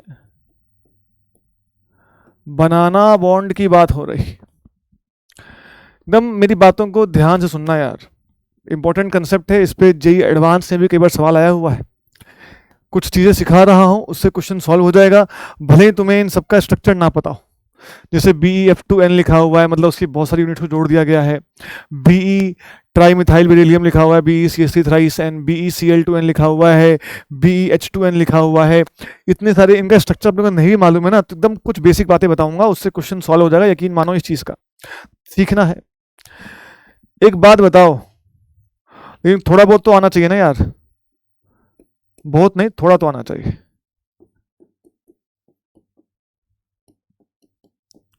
ये मैंने तुम्हारे लिए, सिर्फ तुम्हारे लिए डाइबोरेन बनाया। तुमने पढ़ रखा है कि डाइबोरेन में सर जी जो ये बॉन्ड होता है ना, पीला पीला किले जैसा, ये होता है 3 सेंटर 2 इलेक्ट्रॉन बॉन्ड। क्या होता है? 3 सेंटर 2 इलेक्ट्रॉन, 3 सेंटर है, एक सेंटर ये वाला बोरोन है, एक सेंटर हाइड्रोजन है, एक सेंटर ये बोरोन है, तो कितने सेंटर हो गए? 3 सेंटर हो गए, और इनके बीच में 2 ही इलेक्ट्रॉन घूम रहे होते हैं, तो ये 3 सेंटर 2 इलेक्ट्रॉन बॉन्ड कहलाता है। इसी तरीके से एक और कंपाउंड बना रहा हूं यहां पर, Al Cl Cl Cl, Al Cl Cl Cl। यहां पे इसके पास लोन पेयर था, तो अपना ये लोन पेयर इसने इसको दे दिया, तो कोऑर्डिनेट बॉन्ड, इसने अपना लोन पेयर को दे दिया कोऑर्डिनेट बॉन्ड। तो इस वाले बॉन्ड में कितने इलेक्ट्रॉन? 2 इलेक्ट्रॉन, और इस वाले बॉन्ड में भी कितने इलेक्ट्रॉन है? 2 इलेक्ट्रॉन। यहां भी कितने इलेक्ट्रॉन? 2 इलेक्ट्रॉन। यहां भी कितने इलेक्ट्रॉन? 2 इलेक्ट्रॉन। तो मेरी बातों को ध्यान से सुनना बच्चे, बिल्कुल ध्यान से सुनना, मजा आ जाएगा, मजा आ जाएगा। ये जो केला बना, इसमें भी 3 सेंटर है। 3 सेंटर कौन कौन से बोलो जल्दी बताओ सर जी? एक एल्यूमिनियम हुआ, एक क्लोरीन हुआ सर, और एक दोबारा एल्यूमिनियम हुआ। और मुझे बताओ कितने इलेक्ट्रॉन दिखाई दे रहे हैं इस बार? अरे कितने इलेक्ट्रॉन दिखाई दे रहे हैं? अरे बोल दो। 4 4 4 4 4, तो 3 सेंटर 4 इलेक्ट्रॉन बॉन्ड। तो मैंने तुम्हें दोनों एग्जांपल दिखा दिया यार, 3 सेंटर 2 इलेक्ट्रॉन का भी और 3 सेंटर 4 इलेक्ट्रॉन का भी। अब तुमने सोचना है कि इसमें क्या लॉजिक लगाया जाए, क्या लॉजिक लगाया जाए? 3 सेंटर 2 इलेक्ट्रॉन, 3 सेंटर 4 इलेक्ट्रॉन, क्या इसमें लॉजिक लगाया जाए? सुनना ध्यान से, जो लॉजिक सिखा रहा हूं सीखो। सराउंडिंग एटम के पास अगर लोन पेयर था, बोलो इस चीज को, सराउंडिंग एटम के पास अगर लोन पेयर था तो उसने दे दिया, और इस कारण से 3 सेंटर 4 इलेक्ट्रॉन बनेगा। यहां देखो H H H H, इसके पास लोन पेयर नहीं था। अगर उसके पास लोन पेयर नहीं होगा तो वो इलेक्ट्रॉन नहीं दे पाएगा, उस केस में क्या बनेगा? 3 सेंटर 2 इलेक्ट्रॉन। बात समझ में आ रही है? जैसे अगर मैं इसका बात करूं, रे गधों, AlCl3 का डायमर है ये, और ये किसका डायमर है? BH3 का। तो AlCl3 में क्लोरीन के पास लोन पेयर है, बोलो हाँ। अरे बोलो हाँ। तो अगर AlCl3 में क्लोरीन के पास लोन पेयर है तो क्लोरीन इलेक्ट्रॉन दे देगा, तो भैया टोटल 4 इलेक्ट्रॉन हो जाएंगे, 3 सेंटर 4 इलेक्ट्रॉन बनेगा। BH3 में H के पास लोन पेयर नहीं है, तो वो जब डाइमर फॉर्म करेगा तो वहां 3 सेंटर 2 बनेगा। मतलब कि मैं ये कह रहा हूं अगर सराउंडिंग एटम के पास लोन पेयर हुआ तो 3 सेंटर 4 इलेक्ट्रॉन, और सराउंडिंग एटम के पास अगर लोन पेयर नहीं हुआ तो 3 सेंटर 2 इलेक्ट्रॉन बॉन्ड बना देंगे। तो एक बात तो पक्की है, हाइड्रोजन सराउंडिंग एटम है, इसके पास लोन पेयर नहीं है, तो जब ये बनाएगा तो ये 3 सेंटर 2 वाला बनाएगा। मतलब हमारे आंसर में 4 तो होना ही चाहिए, 4 होना चाहिए। तो या तो आंसर ये, या तो आंसर ये, या तो सी या तो डी। BeCl2 लिखा है वे, क्लोरीन के पास तो लोन पेयर होते हैं, एग्जाम्पल लेके बता दिया यहाँ पे AlCl3 का। तो इसका मतलब क्लोरीन वाला नहीं होना चाहिए, तो 3 नहीं होगा, मतलब 3 वाला नहीं होना चाहिए, तो डी कट गया, आंसर हो जाएगा सी। सी मतलब देखो ट्राई मिथाइल बेरिलियम, CH3 के पास कोई लोन पेयर नहीं होता, इसलिए जब वो बॉन्ड बनाएगा तो वो 3 सेंटर 2 इलेक्ट्रॉन जैसा दिखाई देगा। ठीक है, बस इतनी सी बात थी। कंसेप्ट सीख रहे हैं ना कि नहीं सीख रहे हो? अगला देखो P4S10। क्या तुम्हें P2O5 का स्ट्रक्चर आता है? अगर तुम्हें P2O5 का आता है तो तुम बहुत बड़े वाले हो बे। P2O5 एग्जिस्ट ही नहीं करता है, वो डाइमर की फॉर्म में होता है बे। और क्या बनाता है? P4O10। अब मुझे बताओ क्या तुम्हें P4O10 का स्ट्रक्चर आता है? हाँ जी सर जी, ये तो आता है, ये तो आता है, ये तो आता है। POP, अरे अच्छे से बनाएंगे ना यार। POP OP OP OP double bond O double bond O double bond O double bond O OP OP, लो बन गया। ऐसे बन जाएगा P4O10। बस O हटाओ, S लगा दो, P4S10 बन गया। मतलब कि PS PS PS PS P। और ये देख लो double bond S double bond S double bond S double bond S S S, लो बन गया। ठीक है, अब इसमें P डबल बॉन्ड S कितने दिखाई दे रहे हैं बताओ? इस फोटो में तुम्हें P डबल बॉन्ड S कितने दिखाई दे रहे हैं बे? 4 तो दिख ही रहे होंगे, हर P डाल रहा है एक double bond S double bond S double bond S। इसका मतलब 4, यही है इकलौता आंसर। सिंगल बॉन्ड तुम लोग खुद से गिन लेना, इसका आंसर दिल्ली आ जाएगा। ठीक है, बढ़िया। चलो चलते हैं अगले सवाल पे। बनाओ यार इस सवाल को बनाओ, थोड़ा पानी पुनी पी लें।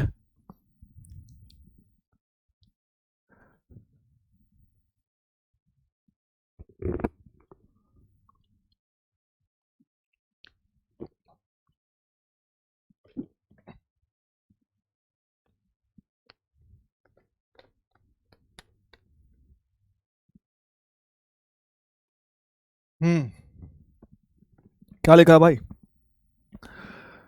The pair that is isostructural having same shape and hybridisation.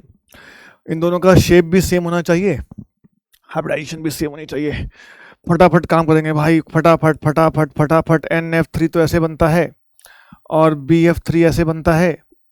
एक ट्राइगोनल प्लेनर है और एक टेट्राहेड्रल, मतलब ए तो आंसर नहीं होगा, ए तो आंसर नहीं होगा। BF4 माइनस NH4 प्लस, दोनों के दोनों टेट्राहेड्रल दिखाई दे रहे हैं भाई, कि नहीं दिखाई दे? ये देख लो, तो ये दोनों के दोनों टेट्राहेड्रल हैं और दोनों की हाइब्रिडाइजेशन भी, दोनों की हाइब्रिडाइजेशन भी sp3 है, तो आंसर तो बी हो जाएगा। सी को चेक कर लेते हैं। BCl3 तुम जानते हो कैसे बनेगा, ट्राइगोनल प्लेनर BCl3, और BrCl3 भी तुम जानते हो कैसे बनेगा, है कि नहीं?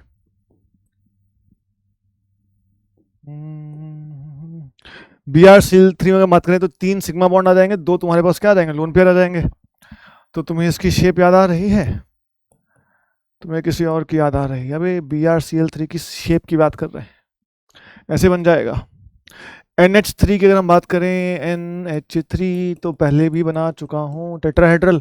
नाइट्रेट आयन तुम्हारा ट्राइगोनल प्लेनर आ जाएगा, है कि नहीं? बना दे, लो बना देते हैं यार। तुम्हें लग रहा होगा सर आसान वाला बना देते हैं, मुश्किल वाला हमारे लिए छोड़ देते हैं। लो ये तो है नाइट्रेट आयन बन गया। ठीक है, चले आगे, बढ़िया, मजे में सब, चंगा। आओ भाई, क्या लिखा है, पढ़ो जरा सवाल को, कुछ बड़ा सा लिखा हुआ दिख रहा है। 3 एसिड लिखे हैं यार, H3PO2, H4P2O5, H4P2O6, H4P2O7। ठीक है, हमें देखना है किसमें सही तरीके से मैच किया गया है। तो सबसे पहले तो ऑक्सीडेशन स्टेट चेक कर लेते हैं। अगर एक आध ऑप्शन वहाँ से हट गया तब तो बहुत अच्छी बात है, वरना तो स्ट्रक्चर बना लेंगे। स्ट्रक्चर भी सबका अपने को आता ही आता है ना। स्ट्रक्चर इनके बनाने बहुत आसान है। अगर तुम चाहते हो कि मैं स्ट्रक्चर पे अलग से क्लास लूँ तो भैया कमेंट में जरूर बताना कि सर एक क्लास स्ट्रक्चर के ऊपर ले लो हमारी। ठीक है, जितने बच्चे वीडियो देख रहे हैं अगर चाहते हैं कि मैं तुम्हें अच्छे अच्छे मॉलिक्यूल्स के अच्छे अच्छे स्ट्रक्चर सिखा दूँ तो कमेंट में पक्का टाइप करना है सभी को, सर स्ट्रक्चर सिखाओ अपने को। इन सब स्ट्रक्चर रटना नहीं होता, अबे स्ट्रक्चर रटना नहीं होता, सब सिखाया जाता है कैसे बनता है, हर एक के बारे में बताई जाती है बातें। कहानी टीचर सुनाता है, रटना नहीं है। इनऑर्गेनिक केमिस्ट्री में रटना नहीं है, थोड़ा बहुत तो रटना पड़ेगा लेकिन रटना नहीं है, बोलना है, ये दिल को अच्छा लगेगा रे। आओ ना, H3PO2 चेक कर लेते हैं भैया। तो 3 + x - 4 = 0, x = +1 सही लग रहा है।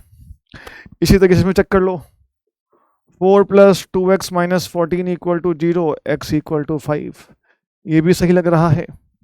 H4P2O6, 4 + 2x - 12 = 0, x = 4 ये भी सही लग रहा है। और H4P2O5 में चेक करोगे अगर तो 5 10 10 में 4 8 6 6 2 3 ये भी सही आ जाएगा। ठीक है, मतलब कि वो चाहता है कि अपन स्ट्रक्चर बनाएं, और स्ट्रक्चर तभी बना पाओगे जब तुम्हें आता हो। ठीक है, चलो बना लेते हैं यार। H4P2O7 क्या लिंकेज आती है, तुमने पढ़ रखा होगा, central atom 2 surrounding atom odd. क्या लिंकेज आएगी बच्चों, POP लिंकेज, POP। फिर एक OH यहाँ आ जाएगा, एक OH यहाँ आ जाएगा, double bond O, nature loves symmetry.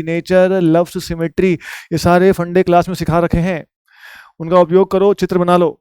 आओ अब चेक कर लेते हैं H4P2O7 को। नंबर ऑफ POH बॉन्ड 3 नहीं भैया, POH के अपने को 4 बॉन्ड दिखाई दे रहे हैं, इसका मतलब 4th वाला तो आंसर नहीं होगा। काट दो जी, काट दो। ठीक है, अब बारी आती है अपने पास H4P2O6 central atom 2 surrounding atom even. क्या स्ट्रक्चर बनने वाला है, तुमने पढ़ रखा है, PP लिंकेज आएगी इसमें, PP डबल बॉन्ड O,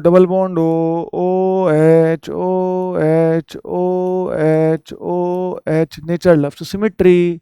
बन गई फोटो जी। देखो नंबर ऑफ POH बॉन्ड इसमें भी 2 लिखा हुआ है। अरे फर्जी बात क्यों कर रहे हो, नंबर ऑफ POH बॉन्ड इसमें भी 2 लिखा हुआ है तो बिल्कुल ही फर्जी बात है सर जी, फर्जी बात है कि नहीं। ठीक है, तो ये भी अपने को गलत होता हुआ दिख रहा, चलो H3PO2 चेक कर लेते हैं।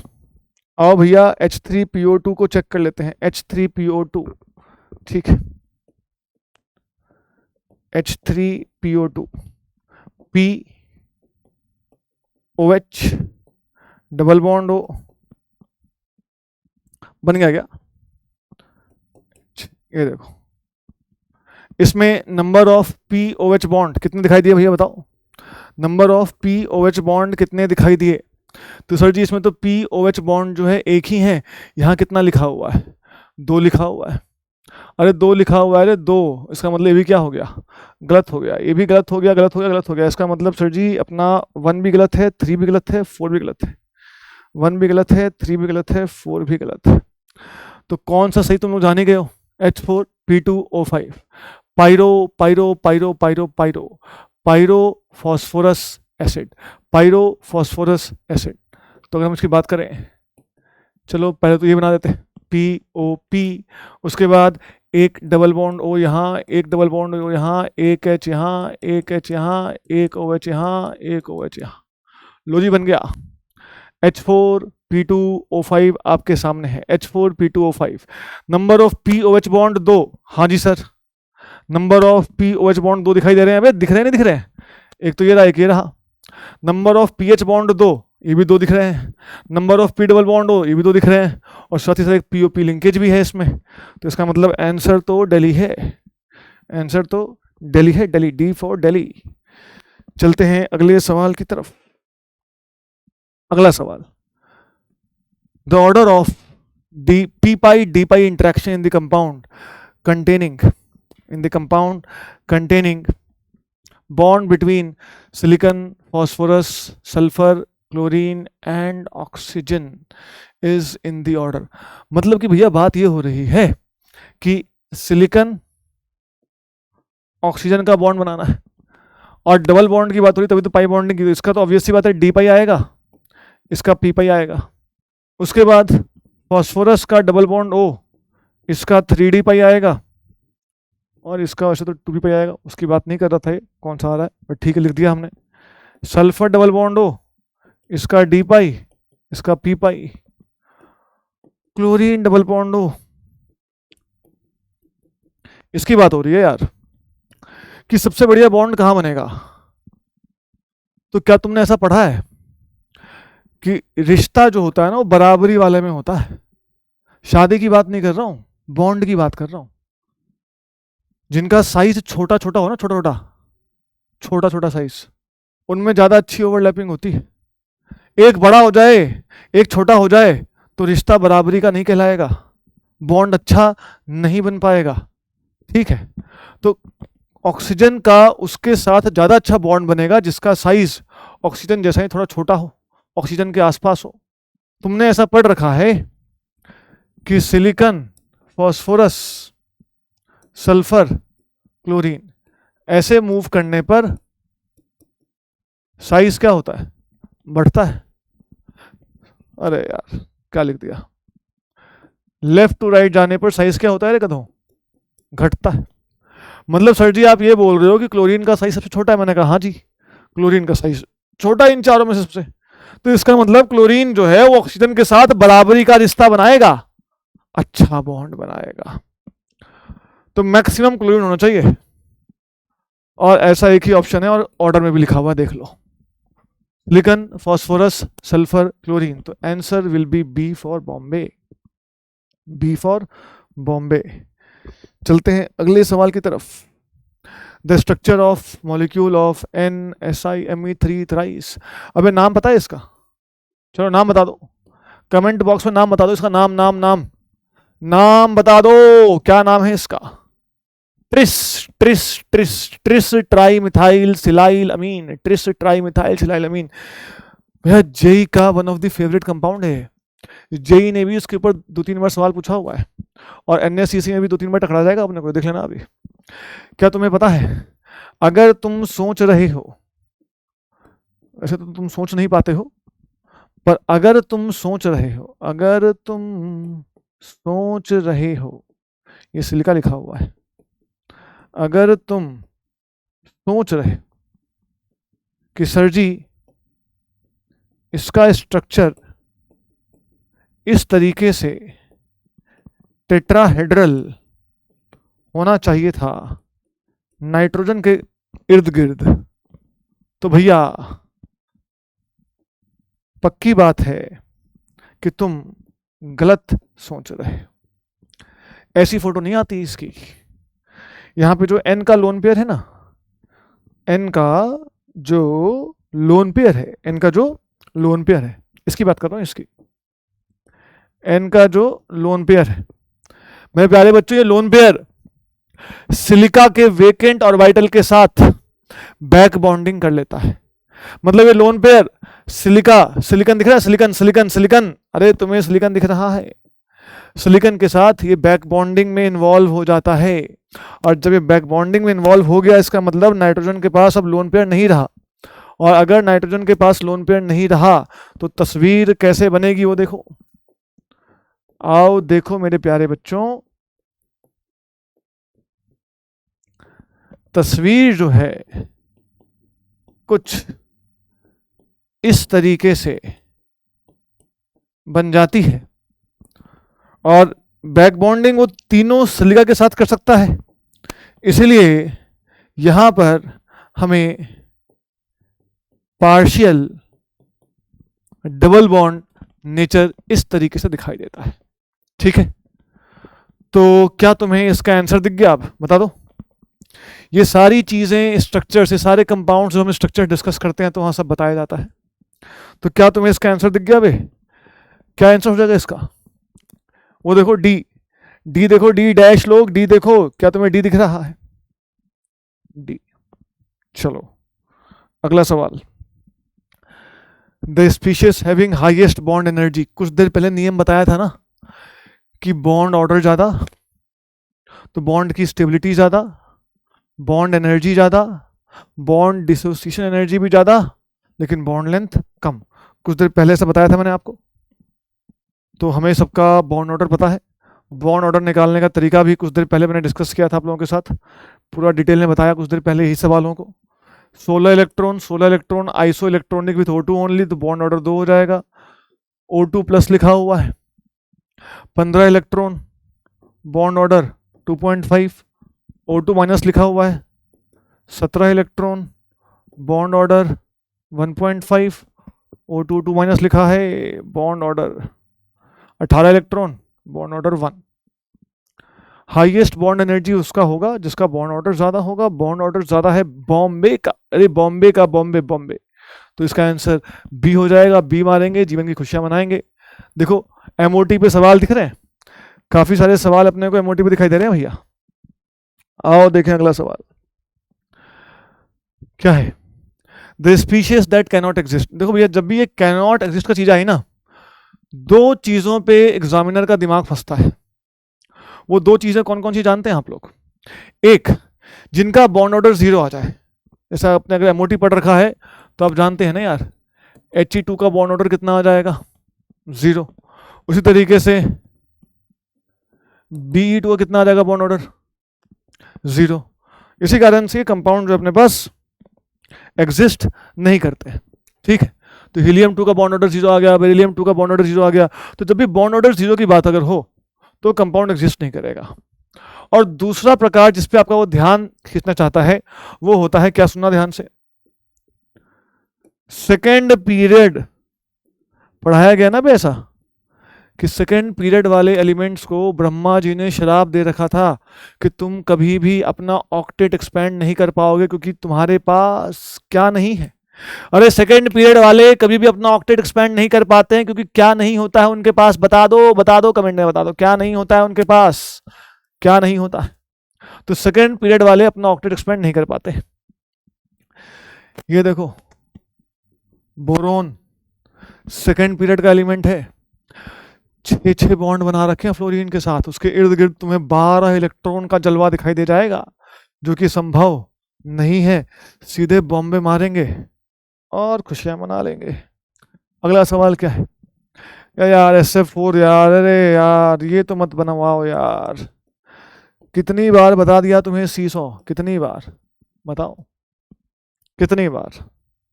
C100 sp3d, बस बढ़िया। इनऑर्गेनिक के सवालों का भी तो फायदा है, अगर आता हो तो झट से, मुश्किल से 30 सेकंड लगने हैं तो तुम्हें समझाने में इतना खेला खेल रहा हूं, वरना तो इन सवालों को बनाने बैठेंगे तो आदमी 10 से 15 मिनट बहुत है, 60 सवाल के लिए 15-20 मिनट खत्म।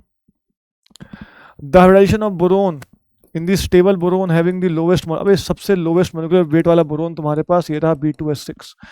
कुछ देर पहले ही इसकी तस्वीर तुम्हारे लिए तस्वीर बनाई थी, है कि नहीं? देखो, और अगर तस्वीर तुम्हें पता है तो तुम जानते हो कि इसमें जो B2S6 है वो क्या होने वाला है, बताओ। sp3 हो जाएगा बोरोन, 4 सिग्मा बॉन्ड दिखाई दे रहे हैं, sp3 मारेंगे और आगे चल पड़ेंगे। The correct order of stability for the following compound. भैया स्टेबिलिटी की बात हो रही है, क्या क्या लिखा हुआ देख लो। मैंने तुम्हें कुछ देर पहले बताया कि जब भी बातें स्टेबिलिटी की हो जाएं तो बॉन्ड ऑर्डर निकाल लिया करो। जिसका बॉन्ड ऑर्डर ज़्यादा आएगा उसका स्टेबिलिटी भी ज़्यादा होगा, ठीक है। हीलियम 2+ में कितने इलेक्ट्रॉन्स तुम्हारे पास हो जाएंगे? हीलियम में 2 होते हैं, हीलियम 2 में 4 हो जाएंगे, हीलियम 2 1+ है ना, तो 3 हो जाएंगे। क्या लिखोगे बताओ यार?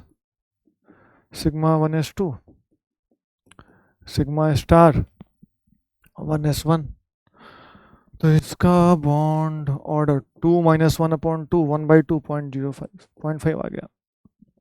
लिथियम 2 में कितने इलेक्ट्रॉन है? लिथियम में कितने होते हैं भाई? हाइड्रोजन, हीलियम, लिथियम 3, लिथियम 2 में 6। 6 इलेक्ट्रॉन की कहानी अगर लिखोगे तो sigma 1s2, sigma star 1s2, 2 2 4 और आ जाएगा सिग्मा 2s2, बॉन्ड ऑर्डर आ जाएगा 1। C2 में 12 इलेक्ट्रॉन होते हैं, 12 12 12। Sigma 1s2, sigma star 1s2, sigma 2s2, sigma star 2s2 है कि नहीं? 2 2 4 तो 6 2 8 pi 2px equal to pi 2p Y. ये लो, तो इसका बॉन्ड ऑर्डर कितना आएगा अपने पास? 2 और O2 प्लस में 15 इलेक्ट्रॉन, बॉन्ड ऑर्डर 2.5। मतलब मोस्ट स्टेबल O2 प्लस होने वाला है और O2 प्लस एक ही में दिया हुआ है C। चेक कर लो, सेम ऑर्डर मिल जाएगा तुम्हें। ठीक है। The species which has triangular planar geometry, triangular planar geometry. सबका तो कितनी बार बना दिया यार, कि नहीं बनाया बताओ? नाइट्रेट आयन की फोटो बनाई थी कुछ देर पहले। ठीक है, अगर हम सबकी बात कर लेते हैं यहाँ पर कि कौन किसमें किसमें फंसेगा, तो NF3 टेट्राहेड्रल, नाइट्रेट आयन तो आंसर होगा, बताया था तुम्हें मैंने। AlCl3 भी आंसर होगा, trigonal planar geometry. SbH3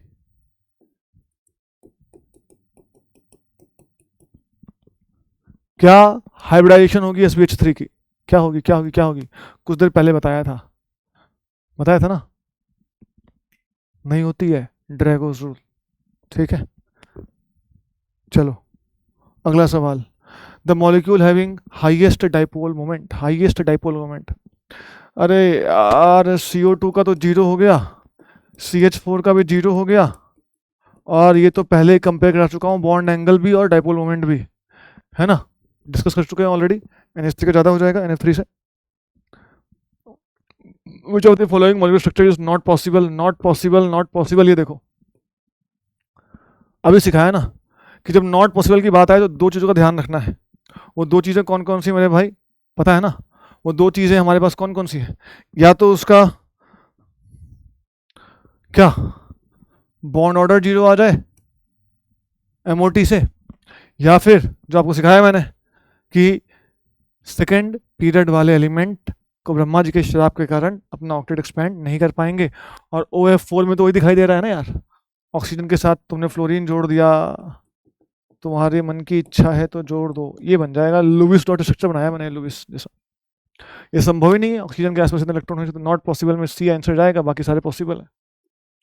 C will be the answer. ठीक है, फटफट सवाल हो रहे हैं। NO प्लस बे, NO प्लस का ना इलेक्ट्रॉनिक कन्फ्यूजन मत लिखना MOT के हिसाब से। जो तुमने MOT पढ़ रखी है अपने 11 12 के लेवल पे, वो MOT किसके लिए होती है? होमो डाइएटॉमिक मॉलिक्यूल्स के लिए, इसमें दोनों एटम सेम हो, Li2 O2 N2 F2 C2, N और O 2 अलग अलग हैं, तो उनके लिए मत लिखना ऑर्डर। जो फंडा सिखाया था ना, क्या iso electronic species same bond order, उस फंडे को लगा के आंसर निकाल लेना चुपचाप। तो NO प्लस इलेक्ट्रॉन कितने हो जाएंगे यार? 7 और 7 14। ठीक, 14 मतलब बॉन्ड ऑर्डर तुम्हें किसके बराबर मिलेगा तुम जानते हो। ठीक, चलो अगले सवाल पे। विच of the following molecule structure is not possible? फिर से वही सवाल आ गया क्या? OF4 ऑलरेडी डिस्कस्ड, फिर से वही सवाल, क्या मजाक चल रहा है भाई? 2012 में भी वही पूछा है और 2013 में भी सेम क्वेश्चन रिपीट हो गए, जलवा हो गया है तो, या गलती हो गई ऑपरेटर से, पता नहीं भाई। चलो बढ़िया है। अच्छा, एच बॉन्डिंग के ऊपर भी सवाल आए हुए हैं यार, और ठीक ठाक सवाल है एच बॉन्डिंग के ऊपर भी। क्या है सवाल, देखो आओ भाई। Which of the following compound has least tendency to form hydrogen bonding? इनमें से कौन से कंपाउंड में हाइड्रोजन बॉन्डिंग बनने की लीस्ट टेंडेंसी दिखाई दे रही है? लीस्ट टेंडेंसी है ना। सुनना ध्यान से भाई, हाइड्रोजन बॉन्डिंग कैसे बनता है? तुमने पढ़ रखा होगा कि जब हाइड्रोजन जुड़ा हो एक्स के साथ, किस एक्स की बात हो रही है जान रहे हो बे? फ्लोरीन के साथ, ऑक्सीजन के साथ, नाइट्रोजन के साथ, कभी कभार क्लोरीन वाला एग्जांपल भी आ जाता है, लेकिन ठीक है, मेनली फ्लोरीन, ऑक्सीजन और नाइट्रोजन के साथ, एंड समटाइम्स विद क्लोरीन। तब वैसा एच, उस पर चार्ज डेवलप होता है पार्शियल पॉजिटिव, से चार्ज डेवलप होता है पार्शियल नेगेटिव, तो वैसा एच हाइड्रोजन बॉन्डिंग करने के लिए काबिल होता है। NH3 कर सकता है हाइड्रोजन बॉन्डिंग। यहाँ क्या पूछा है? Which of the following, least पूछा है, लीस्ट, तो इसका आंसर NH3 तो नहीं होगा। NH2OH में भी अगर हम देखें बेटा, ये देखो HO से जुड़ा है, HN से जुड़ा है, तो ये सब भी हाइड्रोजन बॉन्डिंग कर सकते हैं। HF तो करता ही करता है, तो क्लास में पढ़ाया जाता है। CH3F, ये देखो इसमें H जो है वो कार्बन से जुड़े हैं, कार्बन से। अरे H किससे जुड़े हैं? कार्बन से जुड़े हैं H, और एक ही फ्लोरीन है, तो इनके ऊपर जो पार्शियल पॉजिटिव चार्ज आएगा कुछ खास नहीं आ रहा होगा, इसलिए ये वाले हाइड्रोजन बॉन्डिंग लीस्ट टेंडेंसी कर ही नहीं पाएंगे, बेचारे गरीब नहीं कर पाएंगे बॉन्डिंग, हाइड्रोजन बॉन्डिंग। तो इसका आंसर क्या हो जाएगा? डी हो जाएगा। तो CH3F जो है, इनके पास इच्छा ही नहीं हो पा रही, करना ही नहीं चाहते हैं, H के ऊपर चार्ज ही नहीं क्रिएट हो रहा पार्शियल पॉजिटिव, इलेक्ट्रॉन डेफिशिएंसी आ ही नहीं रही है, गरीबी इलेक्ट्रॉन की टर्म में आ ही नहीं रही है इसके पास, तो नहीं कर पाएगा भाई। बस ये है। आओ देखें अगला सवाल। Which of the following ion molecule the S atom does not assume sp3 hybridization? इनमें से किसमें सल्फर की हाइब्रिडाइजेशन sp3 नहीं है, ये पूछा गया है। S8 जानते हो ना, S8 की फोटो कैसी होती है? देखो कुछ तो ऐसे ऐसे बनता है। अरे यार ऐसे मत हो जाया करो, इतनी मुश्किल से तो बनते हो। ये देखो, ठीक है। अब इसमें अगर हम हर एक सल्फर की हाइब्रिडेशन निकालें, तो सल्फर के पास है 2 सिग्मा बॉन्ड, 2 लोन पेयर, तो हर एक सल्फर जो है वो sp3 में ही है। SF2 की अगर हम बात करें, 2 लोन पेयर, 2 सिग्मा बॉन्ड, ये भी sp3 है। सल्फेट की अगर हम बात करें, इसमें भी सल्फर आपका sp3 आ जाएगा। SF4C100, कितनी बार ये सवाल आ गया भाई, कितनी बार? सल्फर sp3d है ना, 4 सिग्मा, 1 लोन पेयर, sp3d। आओ अगले सवाल पे। The species in which central atom uses sp2 hybrid orbital? sp2 pH3 में तो हाइब्रिडाइजेशन होती नहीं है, बता दिया, ड्रैगोज रूल। SbH3 में भी हाइब्रिडाइजेशन नहीं होती है, बता चुका हूं, ड्रैगोज रूल।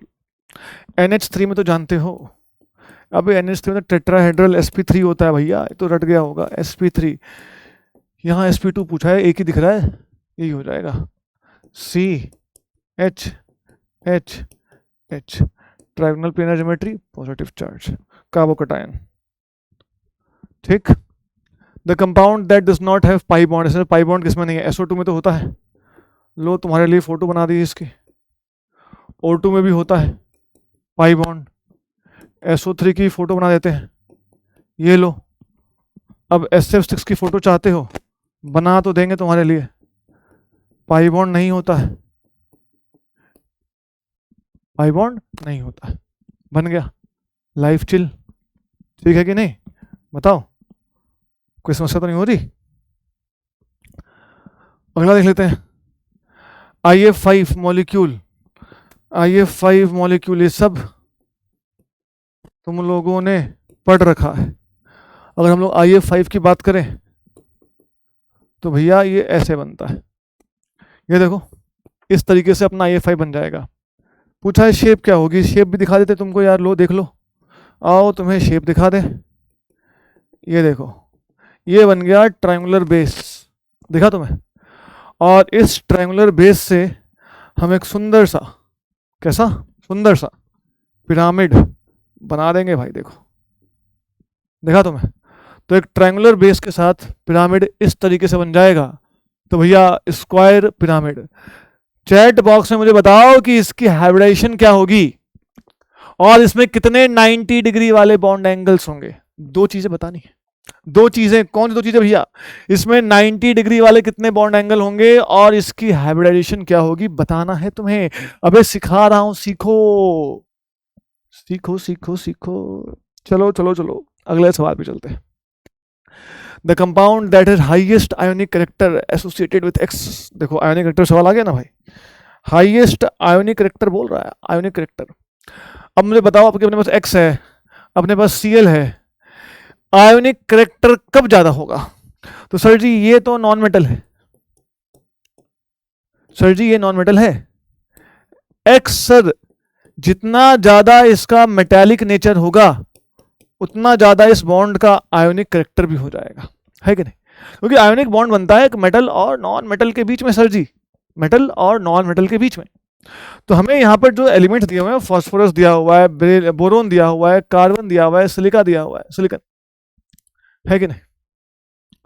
तो फास्फोरस, बोरोन, कार्बन, सिलिकन, इन चारों में से मैं आपसे पूछूं कि किसमें आप मुझे बता सकते हैं कि इसमें से सबसे अच्छा मेटल आपको कौन दिख रहा है कि नहीं? बेटा बहुत सिंपल सी बात है, बोरोन यहां आता है, उसके बाद कार्बन आता है कि नहीं? और फास्फोरस यहां आता है और इसके नीचे हमारे पास ऐसा आ जाता है, इस तरीके से। तुमने पढ़ रखा है यार, लेफ्ट टू राइट जाने में क्या होता है, टॉप टू बॉटम जाने में क्या होता है, किस तरीके से चीजें चेंज हो रही हैं, तो तुमने पढ़ रखा है, कोई बड़ी बात नहीं है।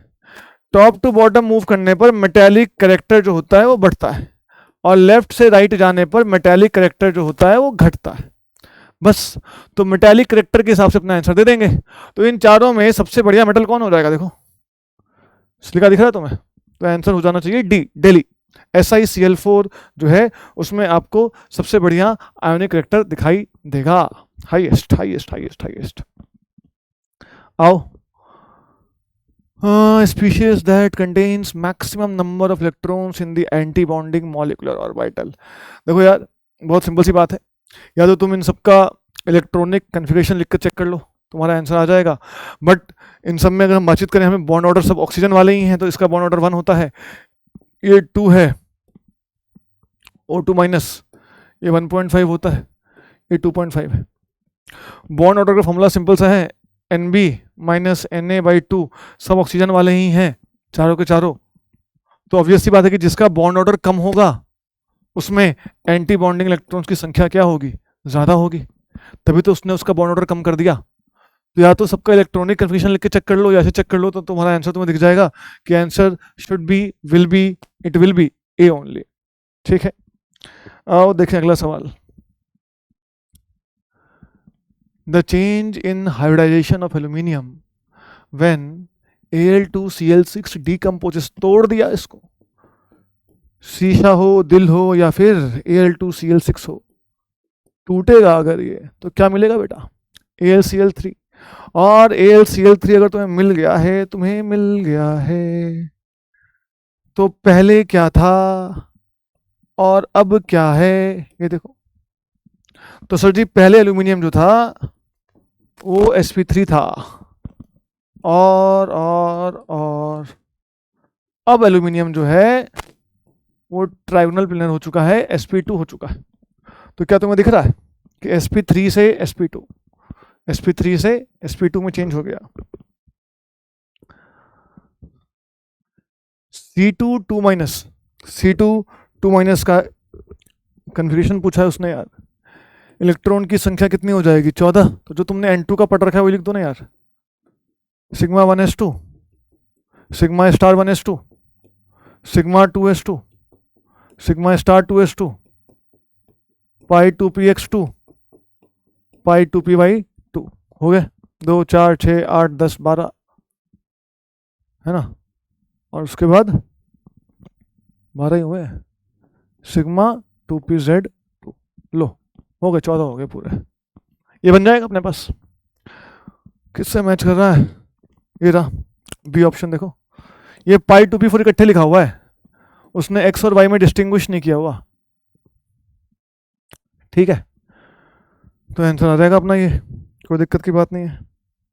अगला सवाल, the electron pair geometry of the central oxygen atom of ozone. क्या ख्याल है ओजोन के बारे में, बताओ यार। ये सब तो अपन ने डिस्कस भी कर लिया, ओजोन का स्ट्रक्चर भी तो बनाया था तुम्हारे लिए, कि नहीं बनाया था, है ना।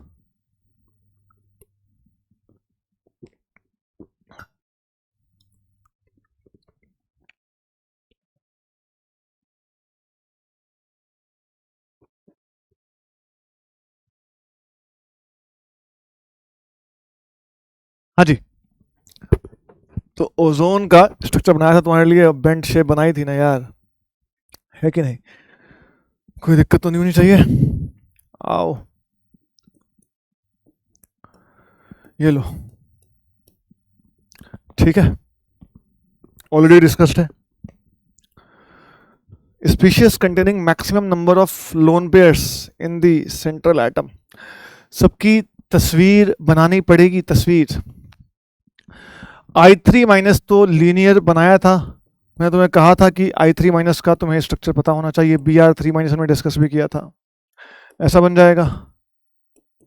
तो इसमें लोन पेयर की संख्या कितनी आ गई सेंट्रल एटम के पास, 3। SF4 600 कई बार देख चुके हैं अब तक, लोन पेयर की संख्या 1 आ जाएगी। XCF4 में अगर हम फोटो बनाएंगे इसकी, तो लोन पेयर की संख्या यहां पे 2 आ जाएगी। ClO3 माइनस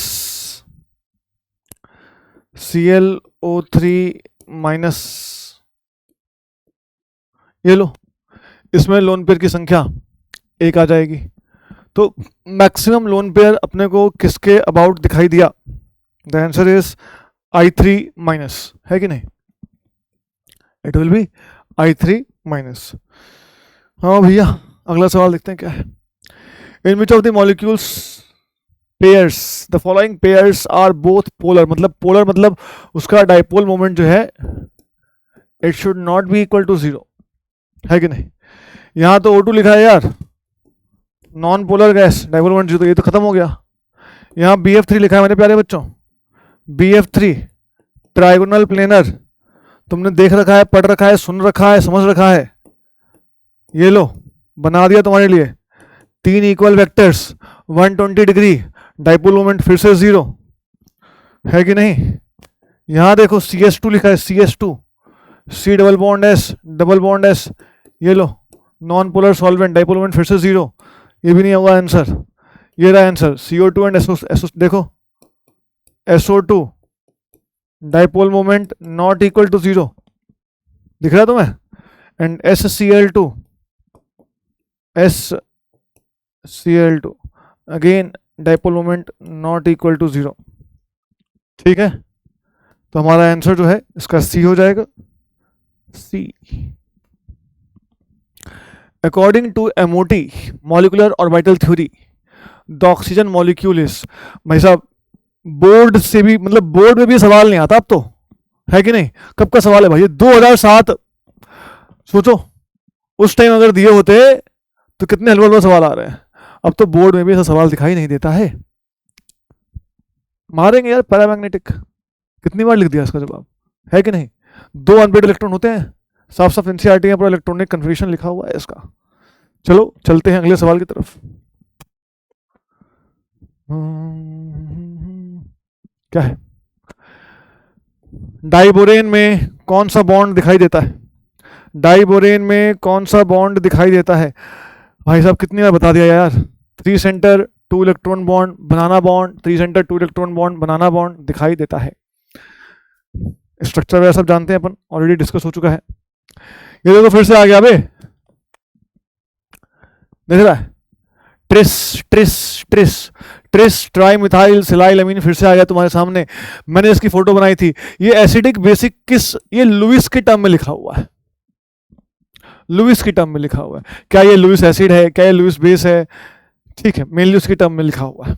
लेकिन तुम तो जानते हो कि यहाँ पे तो N ने अपना लोन पेयर खुद ही, जैसे मान लो अगर मैं NH3 की बात करूं तो तुमने पढ़ रखा है ना यार कि NH3 अपना इलेक्ट्रॉन दे सकता है, इसी कारण से लुइस बेस है।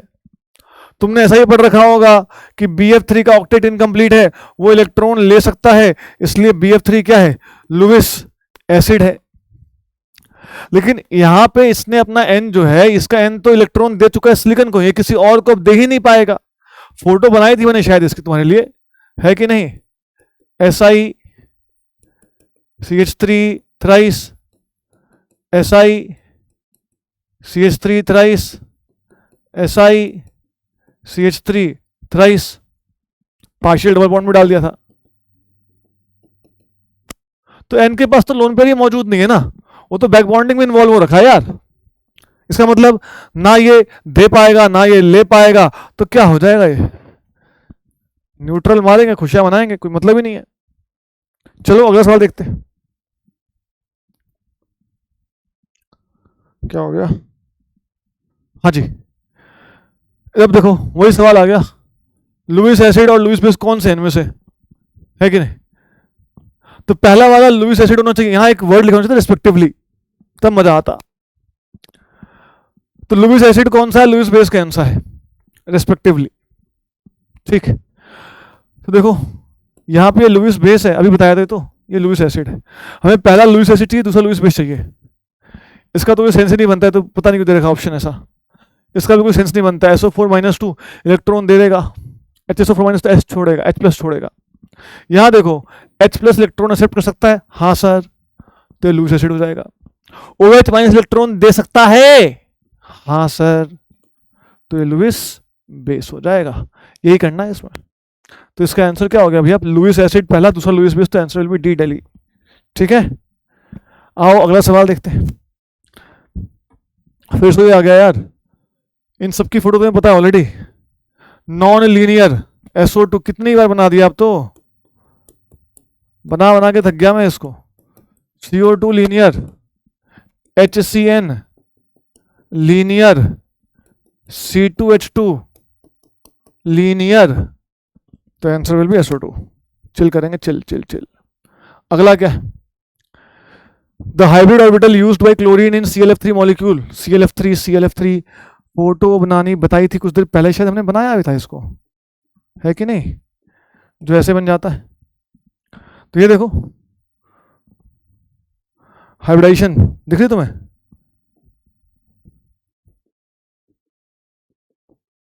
है ना, 3 सिग्मा बॉन्ड 2 लोन पेयर है, 3 सिग्मा बॉन्ड 2 लोन पेयर है, sp3d कहाँ है, डी ऑप्शन, sp3d। ठीक है, तो ClF3 का अपने पास sp3d हो जाएगा। आओ देखें अगला सवाल क्या है, AlCl3 का स्ट्रक्चर और PCl3 का स्ट्रक्चर कितनी बार। तो भैया AlCl3 प्लेनर होता है, प्लेनर प्लेनर प्लेनर, और PCl3 ये लो भैया, तो एक प्लेनर और एक पिरामिडल है। पिरामिड दिख रहा है तुम्हें, पिरामिड पिरामिड तुम्हें दिखा देते हैं यार, कोई बात नहीं। ये देखो ट्रायंगुलर बेस, तीनों Cl और ऊपर से P से जुड़ गया, पिरामिड, तो प्लेनर एंड पिरामिडल। ठीक है, अब अगला देखते हैं, considering this Z axis, colour change कर लेते हैं, considering this Z axis to be the internuclear the combination of Li and Cl, Li का कौन सा ऑर्बिटल बॉन्डिंग में पार्टिसिपेट करेगा, वैलेंस वाला 2s, और क्लोरीन का कौन सा ऑर्बिटल वैलेंस वाला कौन सा है, 3p। Z is the internuclear axis, तो अगर ये Z एक्सिस है तो ये देखो, ये मैंने बनाया 2s, और PZ कैसे होगा, ऐसे बनेगा, ये तुम्हारे पास 3pZ हो गया। कैसी ओवरलैपिंग हो रही है, हेड टू हेड ओवरलैपिंग, और हेड टू हेड ओवरलैपिंग से कौन सा बॉन्ड बनता है, सिग्मा बॉन्ड, तो इसका 2s इसका 3pZ। अगर तुम सोच रहे हो कि 1s तो पार्टिसिपेट ही नहीं करेगा यार, और यहाँ py लिखा है, तो तुमने इसमें तो 0 ओवरलैपिंग होगी, ये रहा s, और py तो ऐसे बनेगा ना, ये z एक्सिस है तो ये y एक्सिस है मान लो, तो उसमें तो 0 ओवरलैपिंग हो जाएगी, तो वो तो आंसर नहीं आएगा। ठीक है, पक्का ना। आओ देखें अगला सवाल क्या है। अगला सवाल, Lewis dot structure of compounds of representative element, normally follow the octet rule. ठीक है जी, अच्छी बात है। Which of the following does not obey the octet rule? साफ साफ पता है अपने को आंसर। i3 माइनस, कितनी बार फोटो बनवा दी यार।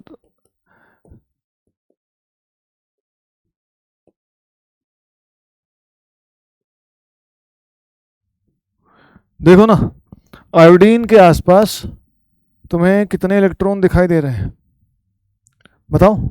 दो यहाँ, दो यहाँ, दो यहाँ, दो यहाँ, दो यहाँ। तो ऑक्टेट रूल कहाँ से फॉलो कर रहा है? SO2 बना लो यार, SO2 के आसपास इलेक्ट्रॉन गिन लो। Which of the following does not obey the octet rule? तो ये देखो, 4 4 8 2 10, तो सी भी दिख रहा है अपने को कि इसमें सी में भी SO2 में भी जो सल्फर है वो 8 से ज़्यादा इलेक्ट्रॉन्स अपने पास रख रहा है। दिख रहा है तुम्हें? O3 में तो ऑक्टेट रूल होगा ही होगा, कार्बन में भी फॉलो होगा ही होगा, बिकॉज वो सब तो सेकेंड पीरियड वाले हैं, उनका ऑक्टेट कंप्लीट है, कोई दिक्कत वाली बात नहीं है, इनका ऑक्टेट ज़्यादा है। ठीक है, अगला सवाल देख लेते हैं आप। थायोसल्फ्यूरिक एसिड, आ जाओ आ जाओ आ जाओ, देख लेते हैं भाई थायोसल्फ्यूरिक एसिड को भी। ये देखो, इसकी फोटो ऐसे बनती है। फोटो पे क्लास चाहते हो तो भैया कमेंट में बताओ। ये रहा थायोसल्फ्यूरिक एसिड, ये बन गई इसकी फोटो। मेरे प्यारे बच्चों, ध्यान से बातों को सुनेंगे, ध्यान से, बिल्कुल बिल्कुल बिल्कुल ध्यान से।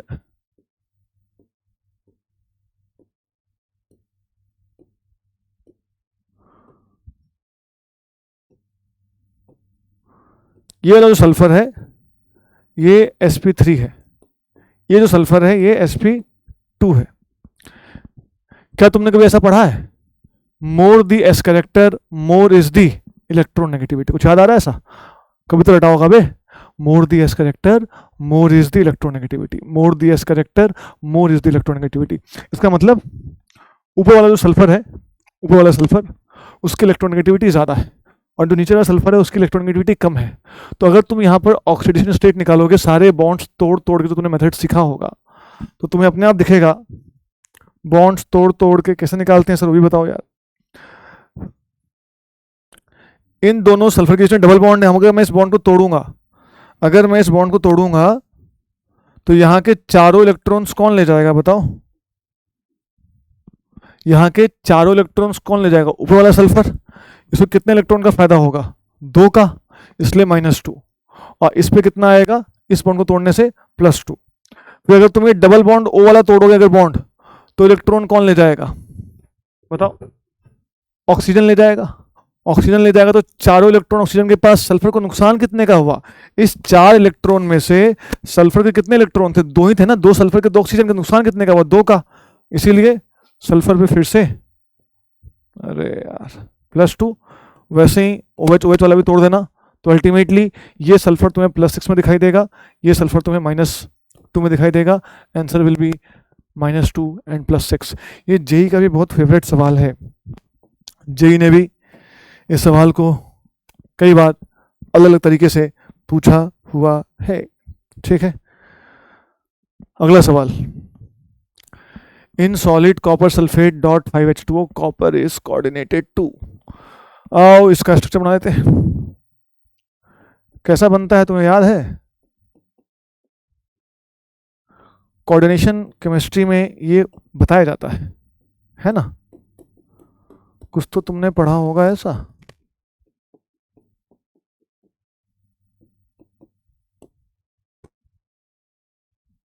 ये बन गया कॉपर 2 पॉजिटिव, सल्फेट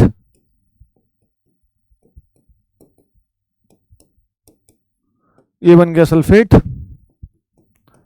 एक पानी का मॉलिक्यूल बीच में,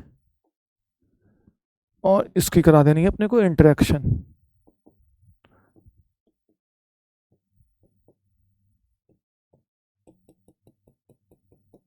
ये देखो इस तरीके से। तो copper is coordinated to, copper के साथ कितने कोऑर्डिनेट बॉन्ड बन रहे हैं? और वो कौन बना रहा है? तो वो 4 पानी के मॉलिक्यूल्स बना रहे हैं। दिख रहा है? 4 वाटर मॉलिक्यूल इस तरीके से तुम्हारे पास इसमें अपना काम मस्ती से कर रहे हैं। The compound in which H bonding is not possible. तुम्हें कंडीशन में ऑलरेडी बता चुका हूं, वाटर करता है हाइड्रोजन बॉन्डिंग, वाटर जो है हाइड्रोजन बॉन्डिंग करता है, ठीक है। अल्कोहल भी करता है, एसिटिक एसिड भी करता है, एसीटोन,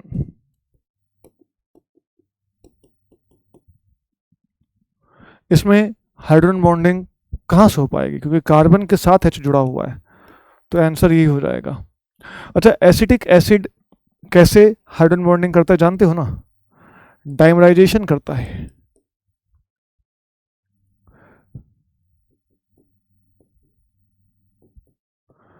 डाइमराइजेशन, ये तुम लोगों ने सॉल्यूशन नाम का जो चैप्टर है वहां भी तुम लोगों ने पढ़ा होगा।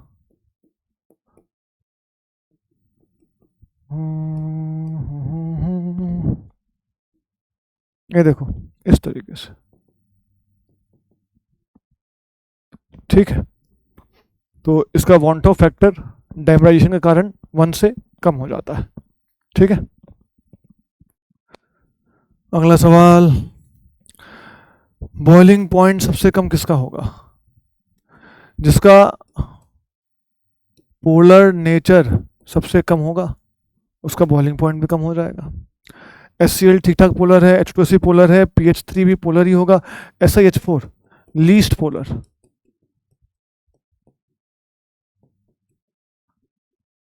Mu equal to 0, mu not equal to 0, mu not equal to 0, mu not equal to 0,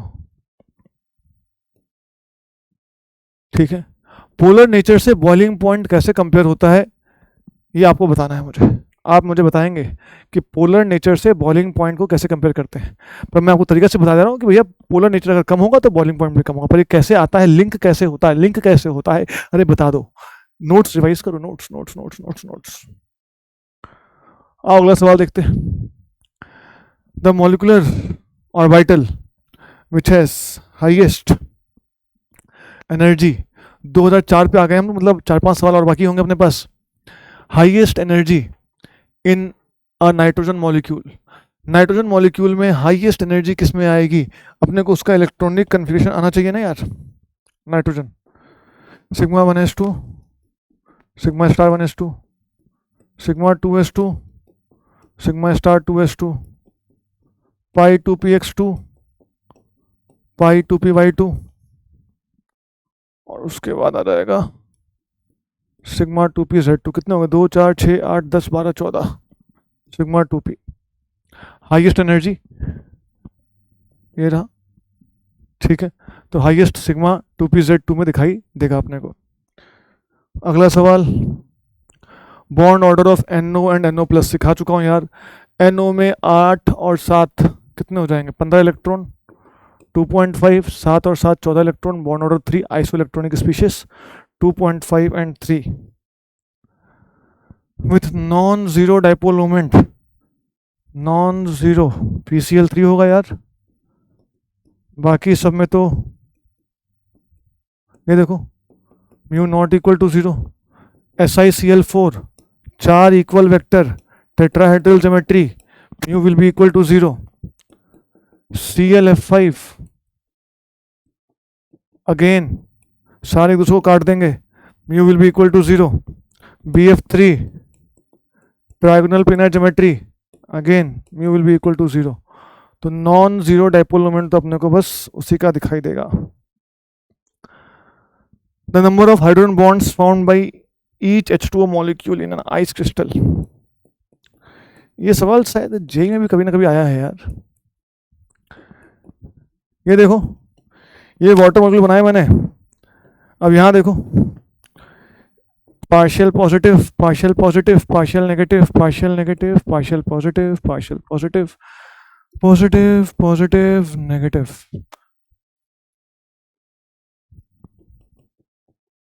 ऐसे ही हाइड्रोजन बॉन्डिंग चलती जाएगी, देखो है कि नहीं।